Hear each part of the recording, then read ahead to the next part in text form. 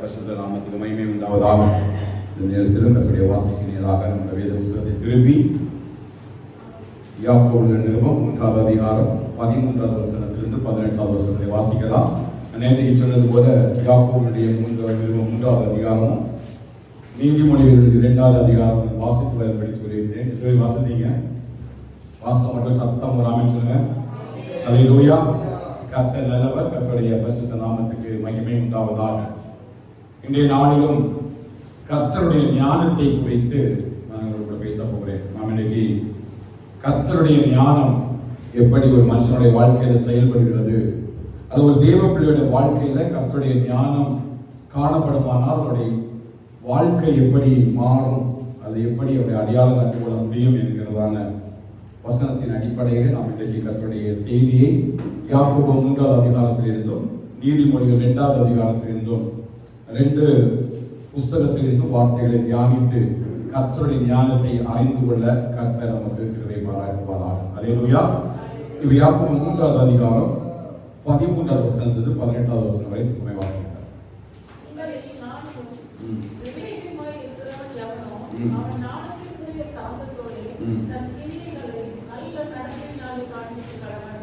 உங்கள் இருதயத்திலே கசப்பான வைராக்கியத்தையும் விரோதத்தையும் வைத்தீர்களானால் நீங்கள் பெருமை பாராட்டாதிருங்கள். சத்தியத்திற்கு விரோதமாய் பொய் சொல்லாமலும் இருங்கள். இப்படிப்பட்ட ஞானம் மரத்திலிருந்து இறங்கி வருகிற ஞானமாய் இராமல் லௌகிக சம்பந்தமானதும் ஜென்ம சுபாவத்துக்குரியதும் பேய்த்தனத்துக்கு அடுத்ததுமாய் இருக்கிறது.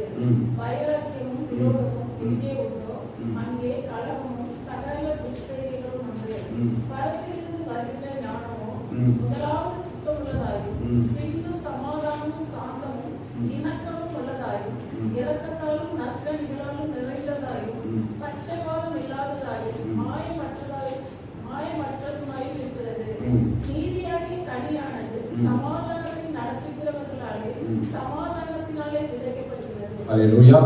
இங்கே அப்போஸ்தலனாகிய யாக்கோபு நிருபங்களை எழுதும் பொழுது 1வது அதிகாரம் 1வது வசனத்தை வாசிக்கிறோம் என்று சொன்னால், சிதறி இருக்கிற 12 கோத்திரங்களுக்கும் அவர் எழுதுகிற இந்த 5 அதிகாரங்களையும் நாம் இந்த புஸ்தகத்திலே வாசிக்க முடியும். சிதறடிக்கப்பட்ட 12 கோத்திரங்களையும், the 12 tribes which is scattered among the Gentiles, யூதர்கள் மத்தியிலே சிதறடிக்கப்பட்ட 12 கோத்திரங்களுக்கும் அப்போஸ்தலனாகிய யாக்கோபு சில ஆலோசனைகளை எழுதுகிறார். அந்த ஆலோசனைகளில் அவர் எழுதும் பொழுது ஞானத்தை குறித்து அவர் இங்கே விளக்கப்படுத்தி காட்டுகிறார். He was talking about wisdom of God. கர்த்தருடைய ஞானத்தை குறித்து அவர் விளக்கமாக எழுதுகிறார். அப்படி அவர் 13வது வசனத்திலிருந்து 18வது வசனம் எழுதும் பொழுது James chapter 3 verse 13 to 18 அவர் 2 விதமான ஞானங்களை குறித்து எழுதுகிறார். ஒன்று உலக ஞானம், இன்னொன்று தேவ ஞானம். இதை தெளிவாய் கவனிக்க வேண்டும். மிக முக்கியமான ஒரு தேவனுடைய வார்த்தை. சிறு பிள்ளைகள் என்னை கவனிக்கப்பட கேட்கிறேன். ஞானத்தை குறித்து வேதம் நமக்கு என்ன சொல்கிறது? ஞானத்தினுடைய முக்கியத்துவம் என்ன? ஒரு கர்த்தருடைய சபைக்கு இந்த ஞானம் எவ்வளவு முக்கியமாக இருக்கிறது? கர்த்தர் எப்படிப்பட்ட வாழ்க்கையை ஒரு விசுவாசியுடைய வாழ்க்கையில் விரும்புகிறார்? அப்படி என்றுதான் இந்த யாக்கோபு சிதறடிக்கப்பட்ட அந்த 12 கோத்திரங்களுக்கும் அவர் சொல்லி எழுதுகிற இந்த ஞானத்தை பார்க்க முடியும். இந்த யாக்கோபு நிருபத்தில் 1வது அதிகாரம் 5வது வசனத்தை வாசிப்பீர்கள் என்று சொன்னால், ஒருவன் ஞானத்தில் குறைவுள்ளவனாக இருந்தால் அவன் தேவனிடத்தில் கேட்க கடவன் என்று சொல்லி எழுதுகிறான். அப்படி இந்த 1வது அதிகாரம் 5வது வசனமும் இந்த 3வது அதிகாரம் 13லிருந்து 18 வரை அவர் எழுதும் போது கர்த்தருடைய ஞானம் விளங்கும்படியாக ஒவ்வொரு ட்ரைப் மக்களுக்கும் சிதறடிக்கப்பட்ட 12 கோத்திரங்களுக்கும் அவர் தேவ ஆலோசனையாக இங்கே எழுதியிருக்கிறதை பார்க்க முடியும்.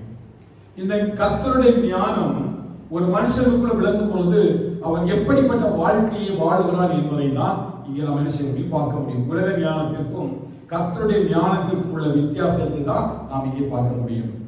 இந்த யாக்கோபு நிருபத்தினுடைய சில வரலாற்று காரியங்களோடு பயிர்ந்து கொண்டீர்கள் என்று சொன்னால் நீங்கள் எளிதாக இதை புரிந்து கொள்வதற்கு இன்னும் மிகவும் ஆலோசனையாக இருக்கும். இந்த யாக்கோபு நிருபத்தை எழுதும் பொழுது இந்த யூதர்கள் எல்லாரும் 12 கோத்திரங்களும் சிதறடிக்கப்பட்டு பாலஸ்தீனில் இருந்து ரோமானியர்கள் மத்தியில் வாழ்ந்து கொண்டிருக்கிறார்கள்.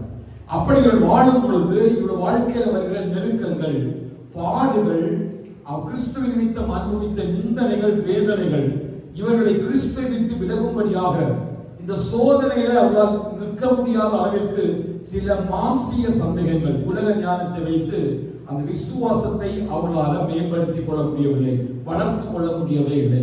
அதனால அந்த 1ஆம் அதிகாரத்தில் எழுதும்போது எழுதுகிறார், ஆரம்பத்தில் வாசித்தீர்கள் என்று சொன்னார், என் சகோதரரே, நீங்கள் பலவிதமான சோதனைகளில் அகப்படும் பொழுது உங்கள் விசுவாசத்தின் பரீட்சையாவது என்று சொல்லி விசுவாசத்தின் பரீட்சையை குறித்து எழுதுகிறார்.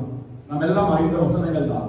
அப்படி எழுத வேண்டிய முக்கியமான காரணம் என்ன அப்படின்னா, அந்த விசுவாசத்தின் பரீட்சை இந்த 12 கோத்திரங்களுக்கும் இந்த தேவ பிள்ளைகளுடைய வாழ்க்கையில வியாதிகள், பலவீனங்கள், கர்த்தருடைய வசனத்தின் நிமித்தமாக ஏற்பட்ட நிந்தைகள், அவமானங்கள் மத்தியில இவர்கள் நிற்க முடியாத அளவிற்கு சில சூழ்நிலைகள் ஏற்படுகிறது. ஆகவே யாக்கோபு அவர்களுக்கு ஆறுதல் சொல்லி அவள் ஜெபிக்க சொல்லி எழுதுகிறார். எப்படி என்று சொன்னால், நீங்கள் தேவனிடத்துல ஞானத்தை கேட்டு பெற்றுக் கொள்ளுங்கள். உலக ஞானத்தினால இந்த சோதனைகளை ஜெயிக்க முடியாது. விசுவாசத்தின் பரீட்சைகளை ஜெயிப்பதற்கு நீ உலகத்தில் கற்றுக்கொண்ட கல்வியோ இல்ல உலகத்தில் இருக்கிற அறிவோ புத்தி ஒன்றும் உங்களுக்கு இந்த விசுவாசத்தின் பரீட்சையில் உங்களுக்கு ஜெயத்தை உண்டு பண்ணாது. மாறாக நீங்கள் தேவ ஞானத்தை பெற்றுக் கொள்ளும் பொழுது நிச்சயமாய் இந்த உபத்திரவத்தில் நீங்கள் கர்த்தருக்காக நிற்க முடியும். அல்லேலூயா. இதுதான் அந்த வரலாறு. அந்த யூதர்களுக்கு மத்தியில ஏற்பட்ட நெருக்கமும் பாடுகளும் இவர்கள் அதிகமாய் பாதித்ததுனால ஆலோசனையாக சொல்லி அந்த துன்பத்தின் போது, சோதனையின் போது எப்படி தேவனிடத்தில் ஞானத்தை பெற்றுக்கொள்ள முடியும் என்பதற்கு அடையாளமாகத்தான் அவர்கள் சில ஆலோசனை செய்கிறார். இது அவர்களுக்கு மாத்திரமல்ல, நமக்கும் கூட கொடுக்கப்பட்ட ஆலோசனை தான். சில விசுவாசத்தினுடைய பரீட்சைகள், சில நிந்தைகள், சில பாடுகள், அவமானங்கள், பலவீனங்கள், சுகவீனங்கள், குடும்பத்தில் ஏற்பட்ட சில சூழ்நிலைகள் நம்முடைய விசுவாசத்தை தளர்ந்து போக பண்ணுற அளவிற்கு உலக அறிவு நமக்குள்ள செயல்பட ஆரம்பிக்கும். உலக அறிவை வைத்து இது எப்படி மாறுமோ, எப்படிப்பட்ட வியாதியா இருக்குமோ, இந்த சூழ்நிலை நம்ம எப்படி கடந்து போக போறோமோ, இது ஏன் என் வாழ்க்கையில் சம்பவித்தது, நான் கர்த்தருடைய பிள்ளை தானே என்றெல்லாம் 1000 கேள்விகளை நம்முடைய உலக அறிவு நமக்கு ஏற்படுத்தி கொடுத்து தேவனுடைய விசுவாசத்திலிருந்து ஒருவேளை நம்மை வழிவிலக பண்ணுவதற்கு வாய்ப்புகள் இருக்கிறது. ஆகவேதான் அப்போஸ்தலன் யாக்கோபு அந்த ஜனங்களுக்கு சொல்கிறார், நீ ஒன்றை மட்டும் செய்யுங்கள், தேவனிடத்தில் ஞானத்தை பெற்றுக் கொள்ளுங்கள். இந்த தேவ ஞானம் உங்களுக்குள்ள வரும் பொழுது அது விசுவாசத்தின் பரீட்சையில உங்களுக்கு நிற்பதற்கு மாத்திரமல்ல, அதை வெல்லுவதற்கும் ஜெயிப்பதற்கும் பலன் அடைவதற்கும் இந்த தேவ ஞானம் உங்களுக்குள்ள கிரியை செய்யும். அல்லேலூயா. இதுதான் 1ஆம் அதிகாரத்துல அவர் எழுத வேண்டிய காரியத்தின் அவசியம். இப்ப யாக்கோபு 3ஆம் அதிகாரத்துக்கு மேல வந்தீங்கன்னு சொன்னால், அங்கே அவர் இந்த 13வது வசனத்திலிருந்து 18வது வசனம் வரை எழுதுவதற்கான காரணம் என்ன அப்படின்னு பாத்தீங்கன்னா, 3ஆம் அதிகாரம் 1வது வசனத்தை வாசியுங்கள். அதிக ஆக்கினை அடைவோம் என்று அறிந்து உங்களில் அநேகர் போதகராக இருப்பீர்களாக. அப்போ இங்க அப்போஸ்தலன் யாக்கோபு யார் எழுதுகிறார்? பாஸ்டர்ஸ் எழுதுகிறார். மேய்ப்பர்களுக்கு, போதகர்களுக்கு ஒரு ஆலோசனை சொல்கிறார். என்ன ஆலோசனை அப்படின்னு கேட்டீங்கன்னா, அதிக ஆக்கினை அடைவோம் என்று சொல்லி அறிந்து அநேகர் don't be called as a pastor. யாரெல்லாம் அதிகம் ஏழைக்கு கொடுக்கப்படுதோ அவங்கள்ட்ட அதிகம் கேட்கப்படும் என்று வேதம் சொல்கிறது.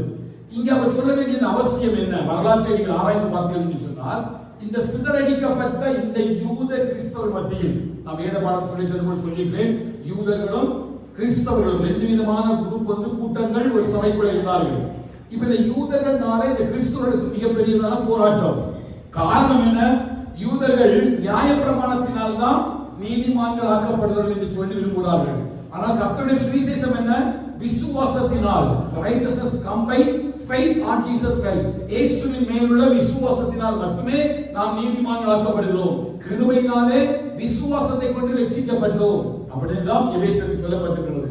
2 விதமான மாறுபாடு உள்ளதுனால இந்த போதகர்கள் அதிகமாக எழுப்பி தங்களை பெரியவர்களாக, தங்கள் எல்லாரும் சிறந்தவர்களாக, அறிவு உள்ளவர்களாக, அறிவு சார்ந்தவர்களாக இந்த கூட்டத்தின் மத்தியிலே காண்பிப்பதற்கு இவர்கள் அநேக பொய்களை சொல்ல ஆரம்பித்தார்கள், புறக்கூறுதலை சொல்ல ஆரம்பித்தார்கள், தங்களை ஞானவான்கள் என்று நாம் சொல்லி அழைத்துக் கொண்டார்கள். அதனால்தான் தொடர்ந்து அவர் அந்த நாவை குறித்து எழுதுகிறார். காரணம் என்ன? நீங்கள் உங்கள் நாவினாலே பேசுகிற எதற்காக? ஜனங்கள் மத்தியில இவர்கள் பெரிய போதகர்களாக காண்பிக்க வேண்டும், ஜனங்கள் மத்தியில இவர்கள் அறிவு சார்ந்தவர்களாக காண்பிக்க வேண்டும், ஜனங்கள் மத்தியில இவர்கள் தங்களை ஞானவான்களாக காண்பிக்க வேண்டும் என்பதற்காக இந்த போதகர்கள் புறங்கூறுதலையும் பொய்யான காரியங்களையும் வேதத்துக்கு புறம்பான காரியங்கள் எல்லாம் சொல்லி எப்படியாயிலும் தங்களை ஞானவான்களாக உலகத்துக்கு காண்பிப்பதற்காக யார் பிரயாசப்படுறார்? போதகர்கள் பிரயாசப்படுகிறார்கள். அவர்களுக்கு ஆலோசனையாகத்தான் இந்த 3வது அதிகாரத்தை முழுவதுமாக எழுதி அந்த உலக ஞானம் எப்படி இருக்கும், தேவ ஞானம் எப்படி இருக்கும் என்பதையும், இந்த கிறிஸ்தவர்கள் எப்படி உலக ஞானத்தையும் அல்லது தேவனுடைய ஞானத்தையும் அடையாளம் கண்டு கொள்ள முடியும், நல்ல போதகர்களையும் கர்த்தருக்கு பிரியமில்லாத போதகர்களையும் எப்படி அடையாளம் கண்டு கொள்ள முடியும் என்பதை யாக்கோபில் காண்பித்துக் கொடுப்பதற்காக தான் இந்த தேவ ஞானத்தையும் உலக ஞானத்தையும் குறித்து இந்த 13வது வசனத்திலிருந்து 18வது வசனம் வரை காண்பித்துக் கொடுத்திருக்கிறார். அல்லேலூயா. எத்தனை புரிந்தது என்று சொல்லி தெரியவில்லை. இந்த நோக்கத்திற்காக தான் இந்த 1வது அதிகாரம் chapter 1 and 5 3 and 13 to 18 ரெண்டு பேசேஜஸ்லயே எதற்காக யாக்கோபு வெளிப்படுத்துறார்? காரணம் ஒண்ணே ஒண்ணுதான். அவர்கள் இந்த உலகத்துல போதகர்கள் தங்களை மேன்மையாக காட்டிக்கொள்ள பிரயாசப்பட்டார்கள். எல்லாரையும் உயர்ந்தவர்களாக காட்டிக்கொள்ள ஆசைப்பட்டார்கள். அங்கே பணக்காரன் ஏழை என்ற ஒரு பெரிய வித்தியாசம் காணப்பட்டது. அங்கே போதகர்கள் விசுவாசிகள் என்கிறதான ஒரு வித்தியாசம் காணப்பட்டது. உயர்ந்தவன் தாழ்ந்தவன் என்ற ஒரு வித்தியாசம் காணப்பட்டது. இந்த வித்தியாசம் எல்லாம் போதகருக்கு உரிய ஞானம் அல்ல, அது தேவனுக்குரிய ஞானம் அல்ல, அது உலகத்துக்குரிய ஞானம், அது லௌகிக சம்பந்தமானது, பேய்த்தனத்துக்குரியது. இந்த உலகத்து ஜனங்கள் தான் இந்த உலகத்தினால வரும் மகிமையை விரும்புகிறார்கள். நாம் எல்லாரும் தேவனால் வரும் மகிமையை விரும்பும்படி அழைக்கப்பட்ட பரலோகத்துக்குரிய பிள்ளைகளாக காணப்படுகிறோம். இந்த அடிப்படையில் தான் இந்த யாக்கோபு இந்த ஞானத்தை பற்றி இந்த 13 18 வரை எழுதி வைத்திருக்கிறார். அல்லேலூயா. அதை தொடர்ந்து நாம் தியானிப்பதற்கு முன்பதாக இந்த ஞானத்தை குறித்து நான் ஆதியாகமம் முதல் வெளிப்படுத்தல் வரை வேகமாக சின்ன ஒரு கிளான்ஸ் சொல்லிட்டு நம்ம இந்த வசனங்களை தியானிப்பதற்கு கர்த்தர் நமக்கு கிருபை பாராட்டுவாராக. நீங்க ஆதியாகமம் புஸ்தகத்திலிருந்து வெளிப்படுத்தல் புஸ்தகம் வரை படிக்கும் பொழுது குறிப்பிட்ட நபர்களுக்கு மத்தியில இந்த ஞானம் செயல்பட்டதை நாம் பார்க்க முடியும். ஆதியாகமத்தின் புஸ்தகம் 41வது அதிகாரத்தில் கடந்து கொண்டு சொன்னால் யோசேப்புக்குள்ள இருந்த ஒரு ஞானத்தை குறித்து நம்ம பார்க்க முடியும். ஆதியாகமம் 41வது அதிகாரத்தின் 38 39 வசனத்தை வாசித்து என்று சொன்னால் இங்க ஞானம் வெளிப்படுவதை நீங்க பார்க்க முடியும். 38 39. அப்பொழுது பார்வோன் தன் ஊழியக்காரரை நோக்கி, தேவ ஆவியை பெற்ற இந்த மனுஷனைப் போல வேறொருவன் உண்டோ என்றான்.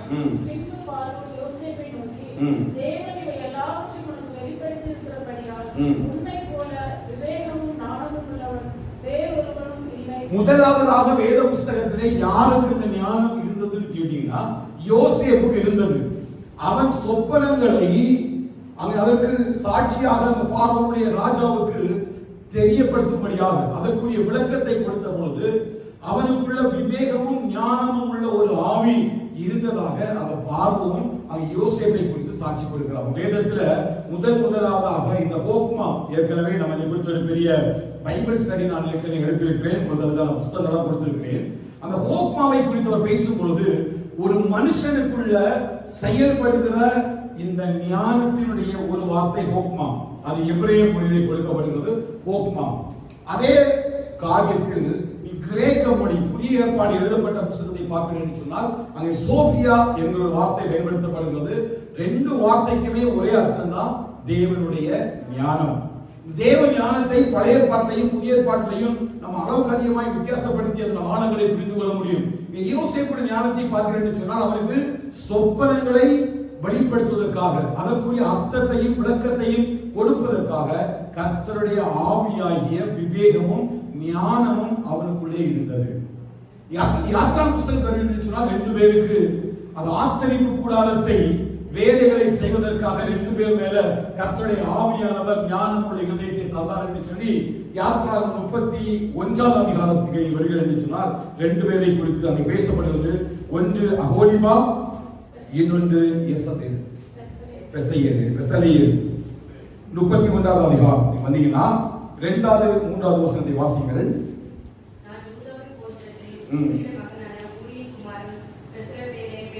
பெஸ்தேயேலை பேர் சொல்லி அழைத்து வினோதமான வேலைகளை அவன் யோசித்து செய்கிறதற்கும் பொன்னிலும் வெள்ளியிலும் வெண்கலத்திலும் வேலை செய்கிறதற்கும் ரத்தினங்களை முத்திரை வெட்டாக வெட்டி பறிக்கிறதற்கும் மரத்தில் சித்திர வேலைகளை செய்கிறதற்கும் மற்ற சகல வேலைகளையும் யூகித்து செய்கிறதற்கும் வேண்டிய ஞானமும் புத்தியும் அறிவும் அவனுக்கு உண்டாக அவனை தேவ ஆவியினால் நிரப்பினேன். மேலும் தான் கோத்திரத்தில் உள்ள அபிசாமாவின் குமாரனாகிய அகோலியாவையும் அவனுடைய துணையாக கூட்டினது அன்றி ஞானம் இருதயமுள்ள யாருடைய இருதயத்திலும் ஞானத்தை அருளினேன். இங்க ரெண்டு பேரை கர்த்தர் தெரிந்து கொள்கிறார். ஒரு ஆள் அகோலிபா, இன்னொன்று பெசலேயேல். ரெண்டு பேரையும் தேவ ஞானத்தினாலே நிரப்பி, எதற்காக? ஆசரிப்பு கூடாரத்தினுடைய வேலைகளை செய்வதற்காக கர்த்தர் அவரை தெரிந்து கொண்டார் என்று சொல்லி நம்ம வேதத்தில் பார்க்கிறோம். அப்படி வேலை செய்வதற்கு மாத்திரமல்ல, இந்த தேவ ஞானம் அவருடைய வேலைகளை மற்றவர்களுக்கு கற்றுக் கொடுப்பதற்கும் இந்த தேவ ஞானம் செயல்படுத்தப்பட்டது. எதற்காக இதை நான் உங்களுக்கு அடையாளப்படுத்தி காட்டுவேன் என்று சொன்னால், இந்த அகோலிபாவும் சரி, இந்த பெசலேயேலும் சரி, அவங்க தேவ ஆவியினாலே நிரப்பப்பட்டிருந்தாலும் அவர்கள் கானானை சென்று அடைந்தார்கள் என்று சொல்லி அவர்களை குறித்து எந்த விதமான தடயங்களும் காரணம் இல்லை. மாறாக உத்தம இதயத்தோடு நடந்த யோசுவாவும் காலேபும் மட்டும்தான், அவருடைய சந்ததி மட்டும்தான் கானானுக்குள்ள சென்றார்கள் என்று சொல்லி எழுதப்பட்டிருக்கிறது. ஆகவே தேவனுடைய ஞானம் ஒருத்தருக்குள்ள வந்ததுனால அவன் பரலோக ராஜ்யத்துக்கு சென்று விடுவானான்னு கேட்டா இல்லை. அதனாலதான் யாக்கோபு எழுதுகிறார், அந்த தேவ ஞானம் ஒரு தேவ மனுஷனுக்குள்ள எப்படி செயல்பாடுகளை கொண்டு வருகிறது என்பதை அறிந்து செயல்படும் பொழுதுதான் அந்த தேவ ஞானம் நம்மை எங்க கொண்டு போகும்? பரலோக ராஜ்யத்துக்கு கொண்டு போகும். இங்க பெசலேயேல் ஆனாலும் சரி, அகோலிபா ஆனாலும் சரி, ரெண்டு பேருக்குள்ள என்ன இருந்தது? தேவ ஞானத்தினால் நிரப்பப்பட்டிருந்தார்கள். எதற்காக? ஆசரிப்பு கூடாரத்தினுடைய வேலைகளை செய்வதற்கு மாத்திரமல்ல, அந்த வேலைகளை மற்றவர்களுக்கு கற்றுக் கொடுப்பதற்காகவும் தான் இந்த தேவ ஞானத்தினால் நிரப்பப்பட்டிருந்தார்கள். நீங்கள் மூன்றாவதாக வேதத்தில் பார்த்தீர்கள் என்று சொன்னால், 1 ராஜாக்கள் 3வது அதிகாரத்தில் சாலமோனுடைய ஞானத்தை குறித்து எழுதப்பட்டிருக்கும். சாலமோன் ஆண்டவருடைய சமூகத்தில் ஒரு பெரிய விண்ணப்பத்தை வைக்கிறான். எந்த ராஜாவும் செய்யாத ஒரு பெரிய விண்ணப்பத்தை 1 ராஜாக்கள் 3வது அதிகாரத்தினுடைய 8, 9 வசனங்களை வாசித்தீர்கள் என்று சொன்னால், 1 ராஜாக்கள் 3, 8, 9. நீ தெரிந்து கொண்டதும் ஏராளத்தினால் எண்ணிக்கைக்கு அடங்காததும் லக்கத்திற்கு உட்படாததுமான திரளான ஜனங்களாகிய உமது ஜனத்தின் நடுவில் அடியேன் இருக்கிறேன். ஆகையால் உமது ஜனங்களின் நியாயம் விசாரிக்கவும் நன்மை தீமை இன்னதென்று வகையறுக்கவும் அடியேனுக்கு ஞானமுள்ள இருதயத்தை தந்தரும். என கவனிங்க, சாலமோன் எதற்கு ஞானமுள்ள இருதயத்தை கேட்கிறான்? அந்த தேசத்தை ஆளுகை செய்வதற்காக. நீ கவனிக்கணும், இங்க தேவனுடைய ஞானம் என்று சொல்லி பழைய ஏற்பாட்டில் கொடுக்கப்பட்ட அந்த ஞானம் இங்க அகோலிபாவுக்கு பெசலேயேலுக்கு எது கொடுக்கப்பட்டது? ஆசரிப்பு கூடாரத்தில் வேலைகளை செய்வதற்காக. இங்க சாலமோன் ஜெபிக்கும் பொழுது ஜெபிக்கிறான், ஆண்டவரே, நான் இந்த ஜனங்களை நியாயம் தீர்க்கணும், நன்மை தீமை இன்னதென்று வகையறுக்கணும். ரெண்டுக்கும் எனக்கு என்ன வேணும்? ஞானம் உள்ள இருதயம் வேண்டும் என்று சொல்லி ஜெபிக்கிறார். அவன் ஜெபித்தது போலவே ஆண்டவர் அவனுக்கு என்ன கொடுக்கிறாரு? ஞானம் உள்ள இருதயத்தை மாத்திரமல்ல, உணர்வுள்ள இருதயத்தை கொடுக்கிறார். அவனுடைய வாழ்க்கையினுடைய முடிவை நீங்கள் ஆராய்ந்து பார்ப்பீர்கள் என்று சொன்னால், அவன் என்ன செய்தான்? தேவனுடைய சமூகத்தை விட்டு விலகி போனான். அந்த தேவ ஞானம் அவன் எங்க வழிவிலக பண்ணுச்சுன்னு கேட்டீங்கன்னா, கர்த்தருடைய சமூகத்தில் அவன் செயல்படாத அளவிற்கு அவன் தேவ ஞானத்தை விட்டு விட்டான். அவன் தேவ ஞானத்தை வைத்து நீதிமொழிகளை எழுதினான். அநேக விதமான அறிவியல் சார்ந்ததான, அறிவியல் துறை சார்ந்ததான சில காரியங்களை எல்லாம் எழுதி வைத்தான். அதற்கான படிப்புகள் எல்லாம் எழுதி வைத்தான். புஸ்தகங்களை எழுதினான். தன் அறிவை பெருக்கினான். அவன் எழுந்து கொண்டு சொன்னான், அறிவு பெருத்தவன் நோவு பெருத்தவன் என்றெல்லாம் சொல்லி தன்னுடைய அறிவை பெருக பண்ணி தேவ தந்தனுடைய ஞானத்தை வைத்து இந்த உலகத்தில் உள்ள எல்லா காரியத்தையும் ஆராய்ந்து பார்த்தானே தவிர, அவன் தேவனுடைய ராஜ்யத்தில் தேவன் விரும்புவதான ஒரு வாழ்க்கையை அவனால வாழ முடியவே இல்லை. அவனுக்கு என்ன இருந்தது? தேவ ஞானம் இருந்தது. ஆனா அவன் என்ன செய்தான் கேட்டீங்களா? தேவ ஞானம் இருந்தாலும் அதை பயன்படுத்தாமல் கர்த்தருக்கு கீழ்ப்படியாமல் போனான். நீங்க அதே ராஜாக்களை தொடர்ந்து வாசிப்பீர்கள் சொன்னால், 2ஆம் தரத்துல ஆண்டவர் 2ஆம் தரம், 2வது முறை கிபியோனில மறுபடியும் ஆண்டவர் சாலமோனுக்கு தரிசனமாகி, நீ அந்நிய ஸ்திரீகளை கலவக்கூடாது என்று சொல்லியும், அந்நிய பெண்களை திருமணம் செய்யக்கூடாது என்று சொல்லியும், அவர்கள் அந்நிய தேவர்களை பின்பற்ற ஒரு வாழ்க்கையை மாற்றி போடுவார்கள், உன் இருதயத்தை திருப்பி விடுவார்கள் என்றெல்லாம், உலகத்தோடு சேரக்கூடாது எத்தனையோ முறை அவருக்கு உணர்வை உருவாக்க விரும்பினார். ஆனால் சாலமோன் அதை ஏற்றுக் கொள்ளாததினால அவனுடைய வாழ்க்கையிலும் அந்த தேவ ஞானம் செயல்படாத அளவிற்கு இந்த உலகத்தின் ஞானம் அவனை அமிழ்த்தி போட்டது. சொல்ல புரியுதா? ஏன் தெளிவாக உங்களுக்கு சொல்றேன் அப்படின்னா, நீ ஆதியாகமத்திலிருந்து வெளிப்படுத்தல் வரை இந்த ஞானம் உள்ள மனுஷர்கள் எல்லாம் ஆராய்ந்து பார்த்தீர்கள் என்று சொன்னால், 2 பேரை குறித்து தான் வேதம் தெளிவாக யாக்கோபு சொல்லக்கூடிய அந்த பரலோகத்தில் உள்ள பரத்திலிருந்து வரக்கூடிய ஞானத்தினுடைய அந்த கிரியைகளை செய்தார்கள் என்று சொல்லி பார்க்க முடியும். இப்ப சாலமோன் என்ன செஞ்சாரு? முடிஞ்சிட்டாரு. அடுத்தது யாருன்னு கேட்டீங்கன்னா, தானியேல் தீர்க்கதரிசியின் புஸ்தகம் 5ஆம் அதிகாரத்தில் வந்தீங்கன்னா, தானியேலை குறித்து பார்க்க முடியும். தானியேலுடைய ஞானத்தை குறித்து நாம் இங்கே பார்க்க முடியும். 5வது அதிகாரம் 14வது வசனத்தை வாசிக்க பார்க்கலாம். உனக்குள்ளே தேவனின் ஆவி உண்டென்றும் வெளிச்சமும் புத்தியும் விசேஷித்த ஞானமும் உன்னிடத்தில் காணப்பட்டதென்றும் உன்னை குறித்து கேள்விப்பட்டேன். பாருங்க, பெல்ஷாத்சார் ராஜா தானியேலை குறித்து கேள்விப்பட்ட ஒரு காரியம் அவனுக்குள்ள என்ன இருந்தது? விசேஷித்த ஞானம் அவனுக்குள்ளே இருந்தது. அவன் என்ன இருந்தது? விசேஷித்த ஞானம் இருந்தது. அதை அந்த ராஜா கண்டு கொண்டான். ஆனா தானியேலை குறித்து சரித்திரம் வாசிக்கும் பொழுது அவன் தேவனுடைய ஞானத்தில கடைசி வரையிலும் தேவனுடைய சித்தத்தின்படி வாழ்ந்து தேவன் விரும்பின வாழ்க்கையாகவே முடித்தான். அவன் எப்படி தேவன் அவனை நடத்த சித்தமா இருந்தாலோ, எதையெல்லாம் தேவன் அவனுக்கு வெளிப்படுத்த சித்தமா இருந்தாலோ அத்தனை காரியங்களையும் யாருக்கு வெளிப்படுத்தினார்? தானியேல் தீர்க்கதரிசிக்கு கர்த்தர் வெளிப்படுத்தினார். தானியேலுக்கு என்ன இருந்தது? விசேஷித்த ஞானம் அவனுக்குள்ள இருந்தது. இப்படி பழைய ஏற்பாட்டு காலத்துல இந்த 4 விதமான கூட்டத்தை, 4 விதமான தேவ மக்களை நம்ம பார்க்கும் பொழுது யோசேப்பும் தானியேலும் தவிர மற்ற 2 கூட்டத்தாருக்கும் கொடுக்கப்பட்ட தேவ ஞானம் என்னன்னு கேட்டீங்கன்னா, அந்த வேலைகளை செய்வதற்காக கொடுக்கப்பட்ட தேவ ஞானம். யோசேப்புக்கும் தானியேலுக்கும் கொடுக்கப்பட்ட தேவ ஞானம் எதற்காகனா, அவர் பரிசுத்தமாய் தேவனுடைய ராஜ்யத்தை கட்டும்படியாய் அவர்களுக்கு கொடுக்கப்பட்ட ஞானம்.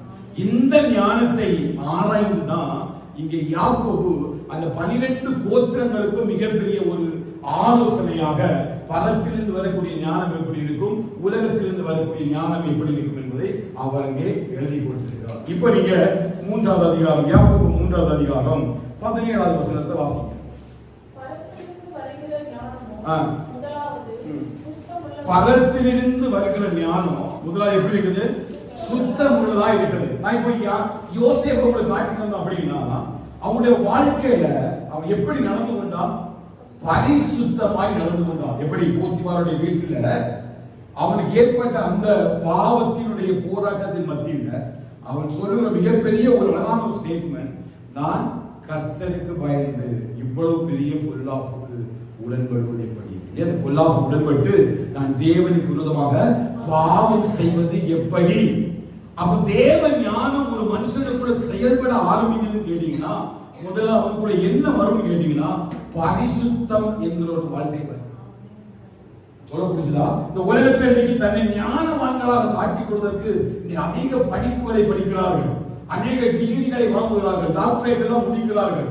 உன்னை விட நான் பெரியவன் என்று சொல்லி அழைத்துக் கொள்கிற அளவிற்கு தன்னை புதிய கண்டுபிடிப்புகளால் உயர்த்திக் கொள்ளும்படி ஒவ்வொரு நாடுகளும் தேசமும் விஞ்ஞானிகளையும் அறிஞர்களையும் இன்னைக்கு எழுப்பிக் கொண்டு அறிவியல் சார்ந்த துறை சார்ந்த கண்டுபிடிப்புகளை கண்டுபிடிப்பதற்கு உலகம் மேலோக்கி போய் கொண்டிருக்கிறது. ஆனால் ஒருபொழுதும் தேவன் அப்படிப்பட்ட ஞானிகளையும் ஞானவான்களையும் விரும்புகிறதே இல்லை. அல்லேலூயா. வேதம் சொல்லும் பொழுது உலக ஞானம் தேவனுக்கு முன்பாக பைத்தியமாய் இருக்கிறது என்று சொல்லி கொரிந்தியர் புத்தகத்தில் அப்போஸ்தலனாகிய பவுல் தெளிவான ஒரு விளக்கத்தை தருகிறார். அவன் தேவ ஞானம் பெற்றிருக்கிற ஒரு மனுஷனுடைய வாழ்க்கையில அவனோட வாழ்க்கை எப்படி இருக்குன்னு கேட்டீங்கன்னா, முதலாவது அது பரிசுத்தம் உள்ளதாய் மாறும். அந்த யோசேப்பையும் தானியேலையும் உங்களுக்கு நான் அடையாளம் காட்டி கொண்டு வருகிறேன் என்று சொன்னால், நீங்க தானியேலுடைய வாழ்க்கையை நீங்க பார்க்க என்று சொன்னால், அவன் ராஜாவினுடைய போஜனத்தினால தன்னை தீட்டுப்படுத்திக் கொள்ள மாட்டேன் என்று சொல்லி தன்னுடைய இருதயத்துல தீர்மானம் பண்ணி கொண்டான். காரணம், அவனுக்கு பாவம் எது பரிசுத்தம் எது என்கிற அந்த விசேஷித்த ஞானம் அவனுக்குள்ளே கொடுக்கப்பட்டிருக்கிறது. இன்னைக்கு தங்களை வேத வல்லுநர்களாக, வேத அறிஞர்களாக, வேதத்தை அதிகமாய் வாசித்து இன்னைக்கு பெரிய சபைகளையும் ஆராதித்துக் கொண்டிருக்கிற போதகர்கள் தங்களை ஞானவான்களாக காட்டிக் கொள்ளும்படி தங்களை அதிகமாய் இந்த பிபிலிக்கல் காலத்தில் அவர் அதிகமாய் தங்கள் ஞானவான்கள் என்று சொல்லக்கூடிய அளவுக்கு இன்னைக்கு அவருடைய அறிவு பெருகி இருந்தாலும் எதை விட்டு விட்டார்கள் என்று சொன்னால் பரிசுத்தத்தை விட்டு விட்டார்கள். அவ தேவ ஞானம் ஒரு சபைக்குள்ள வெளிப்படுவது என்று சொன்னால், ஒரு தேவ ஞானம் ஒரு விசுவாசியுடைய வாழ்க்கையில செயல்பட ஆரம்பிக்க வேண்டும் என்று சொன்னால், முதலாவது நம்முடைய வாழ்க்கை எப்படி மாறணும்னு கேட்டீங்கன்னா, எப்படி மாறணும்? எப்படி மாறணும்? பரிசுத்தமாய் மாற வேண்டும். அந்த சுத்த இருதயத்தை தான் கர்த்தர் பார்க்கிறார். நீங்க இந்த பேசேஜ் நீங்க பாத்தீங்கன்னா, யாக்கோபு என்பவன் இயேசு கிறிஸ்துவுடைய சகோதரனும் எருசலேமில் ஒரு சபைக்கு வந்து போதகராக நியமிக்கப்பட்டிருந்தவன். அவன் அநேகமாக இயேசு கிறிஸ்துவினுடைய போதனைகளை மையமாக வைத்துதான் இந்த 5 அதிகாரங்களையும் நிருபங்களாக எழுதி அந்த சிதறடிக்கப்பட்ட 12 கோத்திரங்களுக்கும் அனுப்பியிருந்தார். இப்ப நீங்க அந்த 5வது அதிகாரத்துக்கு வருவீர்கள் என்று சொன்னால் அந்த 5வது அதிகாரம் 9வது வசனம் 8வது வசனத்தை வாசிக்கணும் என்று சொன்னால் 5வது அதிகாரம் 8வது வசனத்தை வாசிக்க. மத்தேயு 5:8. மத்தேயு 5வது அதிகாரம் 8வது வசனம். அங்க ஒரு கை வச்சிருக்க. மத்தேயு 5வது அதிகாரம் 8வது வசனத்துல இருதயத்தில் சுத்தமுள்ளவர்கள் பாக்கியவான்கள், அவர்கள் தேவனை தரிசிப்பார்கள். அப்ப யாக்கோபு தேவனுடைய அந்த மலை பிரசங்கத்தை ஆதாரமாக வைத்துதான் நீங்க ஒவ்வொரு கேரக்டர்ஸ் ஆஃப் தி புத்தகத்தை பாத்தீங்கன்னா ஒவ்வொரு ஒழுக்க குணங்களையும் ஞானத்தினுடைய ஒழுக்கங்களையும் அவர் எழுதி கொடுத்திருக்கிற முறைகளை பார்க்கும் பொழுது அவர் மத்தேயு 5வது அதிகாரத்துல அவர் இயேசு கிறிஸ்துவினுடைய மலை பிரசங்கத்தின் அடிப்படையில தான் இந்த வார்த்தைகள் எல்லாம் அவருக்கு ஆலோசனையாக எழுதி கொடுத்திருப்பதை பார்க்க முடியும். சுத்தத்தை குறித்து பேசும்போது சொல்றார், இருதயத்துல யாரெல்லாம் சுத்தமா இருக்கிறாங்களோ அவர்கள் மட்டும்தான் என்ன செய்ய முடியும்? தேவனை தரிசிக்க முடியும். அப்ப தேவனுடைய ஞானம் ஒரு மனுஷனுக்குள்ள வந்துச்சுன்னா அவனுடைய வாழ்க்கை முறை எப்படி மாறும்? எப்படி மாறும்? பரிசுத்தம் உள்ளதாக மாறும். யாருடைய பார்வையில? தேவனுடைய பார்வையில. ஆனா இன்னைக்கு மனுஷன் தன்னை மக்களுடைய பார்வைக்கு தன்னை பரிசுத்தமாய் காட்டிக்கொள்ள விரும்புகிறான். இந்த உலகத்திலிருந்து வருகிற மேன்மைக்கு, இந்த உலகத்தில் வருகிற பாராட்டுக்கு உலகம் தன்னை பாராட்ட வேண்டும், உலகத்தில் மேன்மையடைய வேண்டும், உலகத்தில் தன்னை பெரியவனாக காட்டிக்கொள்ள வேண்டும் என்று சொல்லிதான் இன்னைக்கு தேவ ஜனமும் போதகர்களும் ஜனங்களும் ஓடிக்கொண்டிருக்கிறார்கள். ஆனா பரலோகம் ஒரு மனுஷனை பார்க்கும் பொழுது அவனுக்குள்ள தேவ ஞானம் இருக்குதுன்னா முதல்ல அவனுக்குள்ள என்ன இருக்குன்னு கேட்டீங்கன்னா இருதயத்துல பரிசுத்தம் இருக்கும். ஆமென். எத்தனை விசுவாசிக்கிறீங்க? அவன் இருதயத்துல சுத்தம் உள்ளவர்களாக யாரும் தரிசிக்க முடியும்? தேவனை தரிசிக்க முடியும். அதனாலதான் எப்படி சொல்லப்படுவது, பரிசுத்தம் இல்லாமல் ஒருவனும் தேவனை தரிசிப்பதில்லையே. அப்ப பரிசுத்தம் இல்லாமல் ஒருவரும் தேவனை தரிசிக்க முடியாது. தேவனுடைய ஞானம் ஒரு மனுஷனுக்குள்ள வரும் பொழுது முதலாவது என்ன வருது? பரிசுத்தம் வருது. இப்ப தேவனுடைய ஞானம்னா என்ன? இதான் நீங்க சொல்லணும். தேவனுடைய ஞானம் ஞானம் ஞானம் நீங்க எல்லாம் படிச்சிருப்பீங்க. ஞானம் எங்க ஆரம்பிக்குது? The fear of the Lord is the beginning of the knowledge. இல்லையா? கர்த்தருக்கு பயப்படுதலே ஞானத்தின் ஆரம்பம். இந்த ஞானம் என்ன? ஞானம் யார்? ஞானம் என்ன? ஞானம் யார்? எல்லாரும் என்ன பண்றோம்? ஞானம் ஞானம். எங்க ஊருக்கு வந்து நிறைய பேர் பேர் ஞானம்னு வச்சுக்கிறாங்க. ஆனா அவங்க ஸ்கூல் பக்கம் போனதே இல்ல. அப்ப ஞானம் என்றால் என்ன? வேதத்தை வாசிக்கும் பொழுது ஞானம் இல்லையா?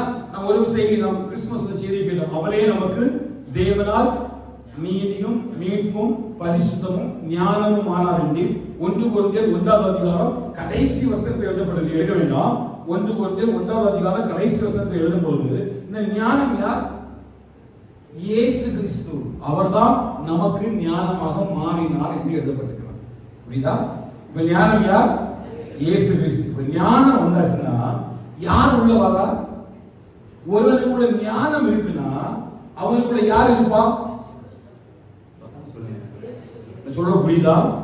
முக்கியமான ஒரு வார்த்தை நம்மளோட பேசுறேன். இந்த உலகத்துல கடைசி நாட்கள்ல நீங்கள் வஞ்சிக்கப்படாதபடிக்கு கொரிந்தியருக்கு அப்போஸ்தலன் பவுல் எழுதுகிறார், ஒருவனும் தன்னைத்தானே வஞ்சியாக இருப்பாராக. அப்படின்னா ஒருவன் தன்னைத்தானே ஞானி என்று எண்ணுகிறவன் தன்னைத்தானே வஞ்சித்துக் கொள்கிறான். தனக்கு எல்லாம் தெரியும், நான் வேதம் படிச்சிருக்கிறேன், எனக்கு ஆராதனை என்னன்னு தெரியும், சபைனா என்னன்னு தெரியும், எனக்கு எல்லாம் தெரியும், 3 பாட்டு பாடி ஒரு செய்தி கொடுக்க தெரியும், நானும் சபையில பெரிய ஆளுதான், நானும் தனியா போய் கூட்டம் நடத்திக்கலாம், பிரச்சனை இல்ல, எனக்கு ஞானம் இருக்குன்னு சொல்லி ஓடுகிற அநேக பேர் பார்க்கிறார்கள். ஆனால் ஞானம் என்றால் என்ன? இயேசு கிறிஸ்துவே ஞானம். அவர் நமக்குள்ள வரும் பொழுது அந்த ஞானம் வருது. ஆனா அந்த ஞானத்துக்குள்ள என்ன இருக்குன்னு கேட்டீங்கன்னா என்ன இருக்குது? கிருபையும் சத்தியமும் மூடி வைக்கப்பட்டிருக்கு. சத்தமா சொல்லுங்க. ஞானம்னா ஞானம் என்கிற ஒரு பாக்ஸ் நீங்க ஓபன் பண்ணீங்கன்னா அங்க யார் இருப்பா? இயேசு இருப்பாரு. அந்த இயேசு வார்த்தையாக இருக்கிறாரு. அந்த வார்த்தைக்குள்ள என்ன இருக்கும்? சத்தமா சொல்லுங்க. கிருபையும் சத்தியம். உங்களுக்குள்ள ஞானம் இருக்குன்னா உங்களுக்குள்ள என்னதான் இருக்கும்? சத்தமா சொல்லுங்க. கிருபையும் சத்தியம் உங்களுக்குள்ள இருந்தாதான் உங்களுக்குள்ள ஞானம் இருக்குதுன்னு பேர். நீ அகோலிபா பெசலையே சாலமோனை பார்த்தீங்கன்னா இவங்களுக்குள்ள கிருபை இருந்தது, சத்தியம் இல்லை. புரியுதா? அகோலிபாவுக்கும் பெசலைகளுக்கும் சாலமோன் என்ன இருந்தது? கிருபை இருந்தது. என்ன கிருபை? ஆண்டவர் ஞானம் என்கிற கிருபையை கொடுத்திருந்தாரு. ஆனா அந்த சத்தியத்துல நடக்காம போயிட்டான். சாலமோன் சத்தியத்துல நடக்காம போனதுனால அவன் தேவனை விட்டு விலகி போய்விட்டான். ராஜ்யமாக பிரிக்கப்பட வேண்டிய ஒரு சூழ்நிலை ஆகிவிட்டது. அகோலிபா பெசலேலை குறித்து எழுதப்படவே இல்லை. அவன் யோசேப்புக்குள்ள என்ன எழுதி கேட்டீங்கன்னா கிருபையும் சத்தியமும் இருந்தது. புரிஞ்ச மட்டும் சத்தம் ராமச்சந்திர. தானியேலுக்கு எழுதியது கிருபை இருந்தது. அவனுக்கு ஒரு வாய்ப்பு கிடைச்சது. அவன் ஆண்டவரை ஆராதிக்கிறதுக்கு ஒரு வாய்ப்பு கிடைச்சது, ஜெபிக்க டைம் கிடைச்சது, எல்லாம் கிடைச்சது. அவன் எல்லாவற்றையும் பயன்படுத்துறது மாத்திரமல்ல, சத்தியத்தின்படி அந்த இடத்துல தன்னை பரிசுத்தமாய் பாதுகாத்தான். போத்திபாருடைய வீட்டில பாவம் செய்வதற்கு யோசேப்புக்கு சான்ஸ் கிடைச்சது. அவனை பார்க்கறது அப்பா இல்ல, அம்மா இல்ல, சகோதரர் இல்ல, யாரும் இல்ல. அவன் என்ன வேணாலும் பண்ணிருக்கான். ஒருவேளை நமக்கு அப்படிப்பட்ட சூழ்நிலை கிடைத்திருந்தா பாருங்க, அதே இடத்துல தாவீது விழுந்து போறான். அவன் வாலிப பையன், 19, 21 வயசு, 22 வயசு வாலிப பையன். அவன் தனியாக நிற்கிறான். ஆனா அவனுக்குள்ள சத்தியம் இருந்தது. ஏன்னா கர்த்தருடைய ஆவியானவர் அவனுக்குள்ள அசைவாடிட்டே இருந்தாரு. தேவ ஞானத்தை சுதந்திரித்துக் கொண்டான். பிள்ளைகளுக்கு தேவ ஞானத்தை கொடுத்து அனுப்புங்க. போகிற இடத்துல கிருபையும் சத்தியத்திலையும் நம்முடைய பிள்ளைகள் இருப்பார்கள். பாவம் நெருக்கும் பொழுது யோசேப்பை போல சொல்வதற்கு ஒரு தைரியம் வேண்டும், ஒரு விசுவாசம் வேண்டும். இவ்வளவு பெரிய பாவத்துக்கு எப்படி நம்ம பண்றேன்? தானியேலை போல அறிக்கப்பட முடியுமா? காரணம் தெரியுமா? அவன் கிருபை மட்டுமில்ல, அவன் சத்தியத்துக்குள்ளே நடந்தான். அவன் சொல்றான், எந்த காரணத்தை கொண்டும் ராஜாவினுடைய போஜனத்தினால நான் என்னை தீட்டுப்படுத்திக் கொள்ள மாட்டேன். நம்ம எவ்வளவு சான்ஸ் பாவம் செய்து கிடைச்சிருக்கு.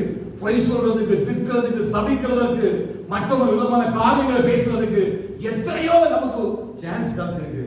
இதை எப்படி பயன்படுத்திருக்கீங்க? யோசித்து பாருங்க. அந்த இடத்துல உங்களை பரிசுத்தமா பாதுகாத்தீங்களா? சுத்தமா பாதுகாத்தீங்களா? இல்ல உங்க கோபத்தை விட்டு வார்த்தைகளை விட்டுட்டீங்களா? அதனால அவர் சொல்றாரு, நாவானது பெரிய நெருப்பு போன்றது. போதகனே, ஒரு தீக்குச்சி எப்படி பெரிய காட்டை கொடுத்ததோ அதுபோல ஒரு நாவு சரீரம் முழுவதையும் கரைப்படுத்தி விடும். யாக்கோபு 3:8 எழுத வேண்டிய காரணம் என்ன தெரியுமா? இந்த வாழ்க்கையில வெளிப்படுகிற சில வாய்ப்புகள் நம்மை பரிசுத்தத்துக்கும் பாவத்துக்கு நிலையை வழிநடத்தும் பொழுது நம்ம சுத்தத்தை விரும்புகிறோமா, அசுத்தத்தை விரும்புகிறோமா? இன்னைக்கு அநேகருக்கு வாய்ப்பு இல்லாததுனாலதான் நீங்க பரிசுத்தமா வாழ்றாங்க.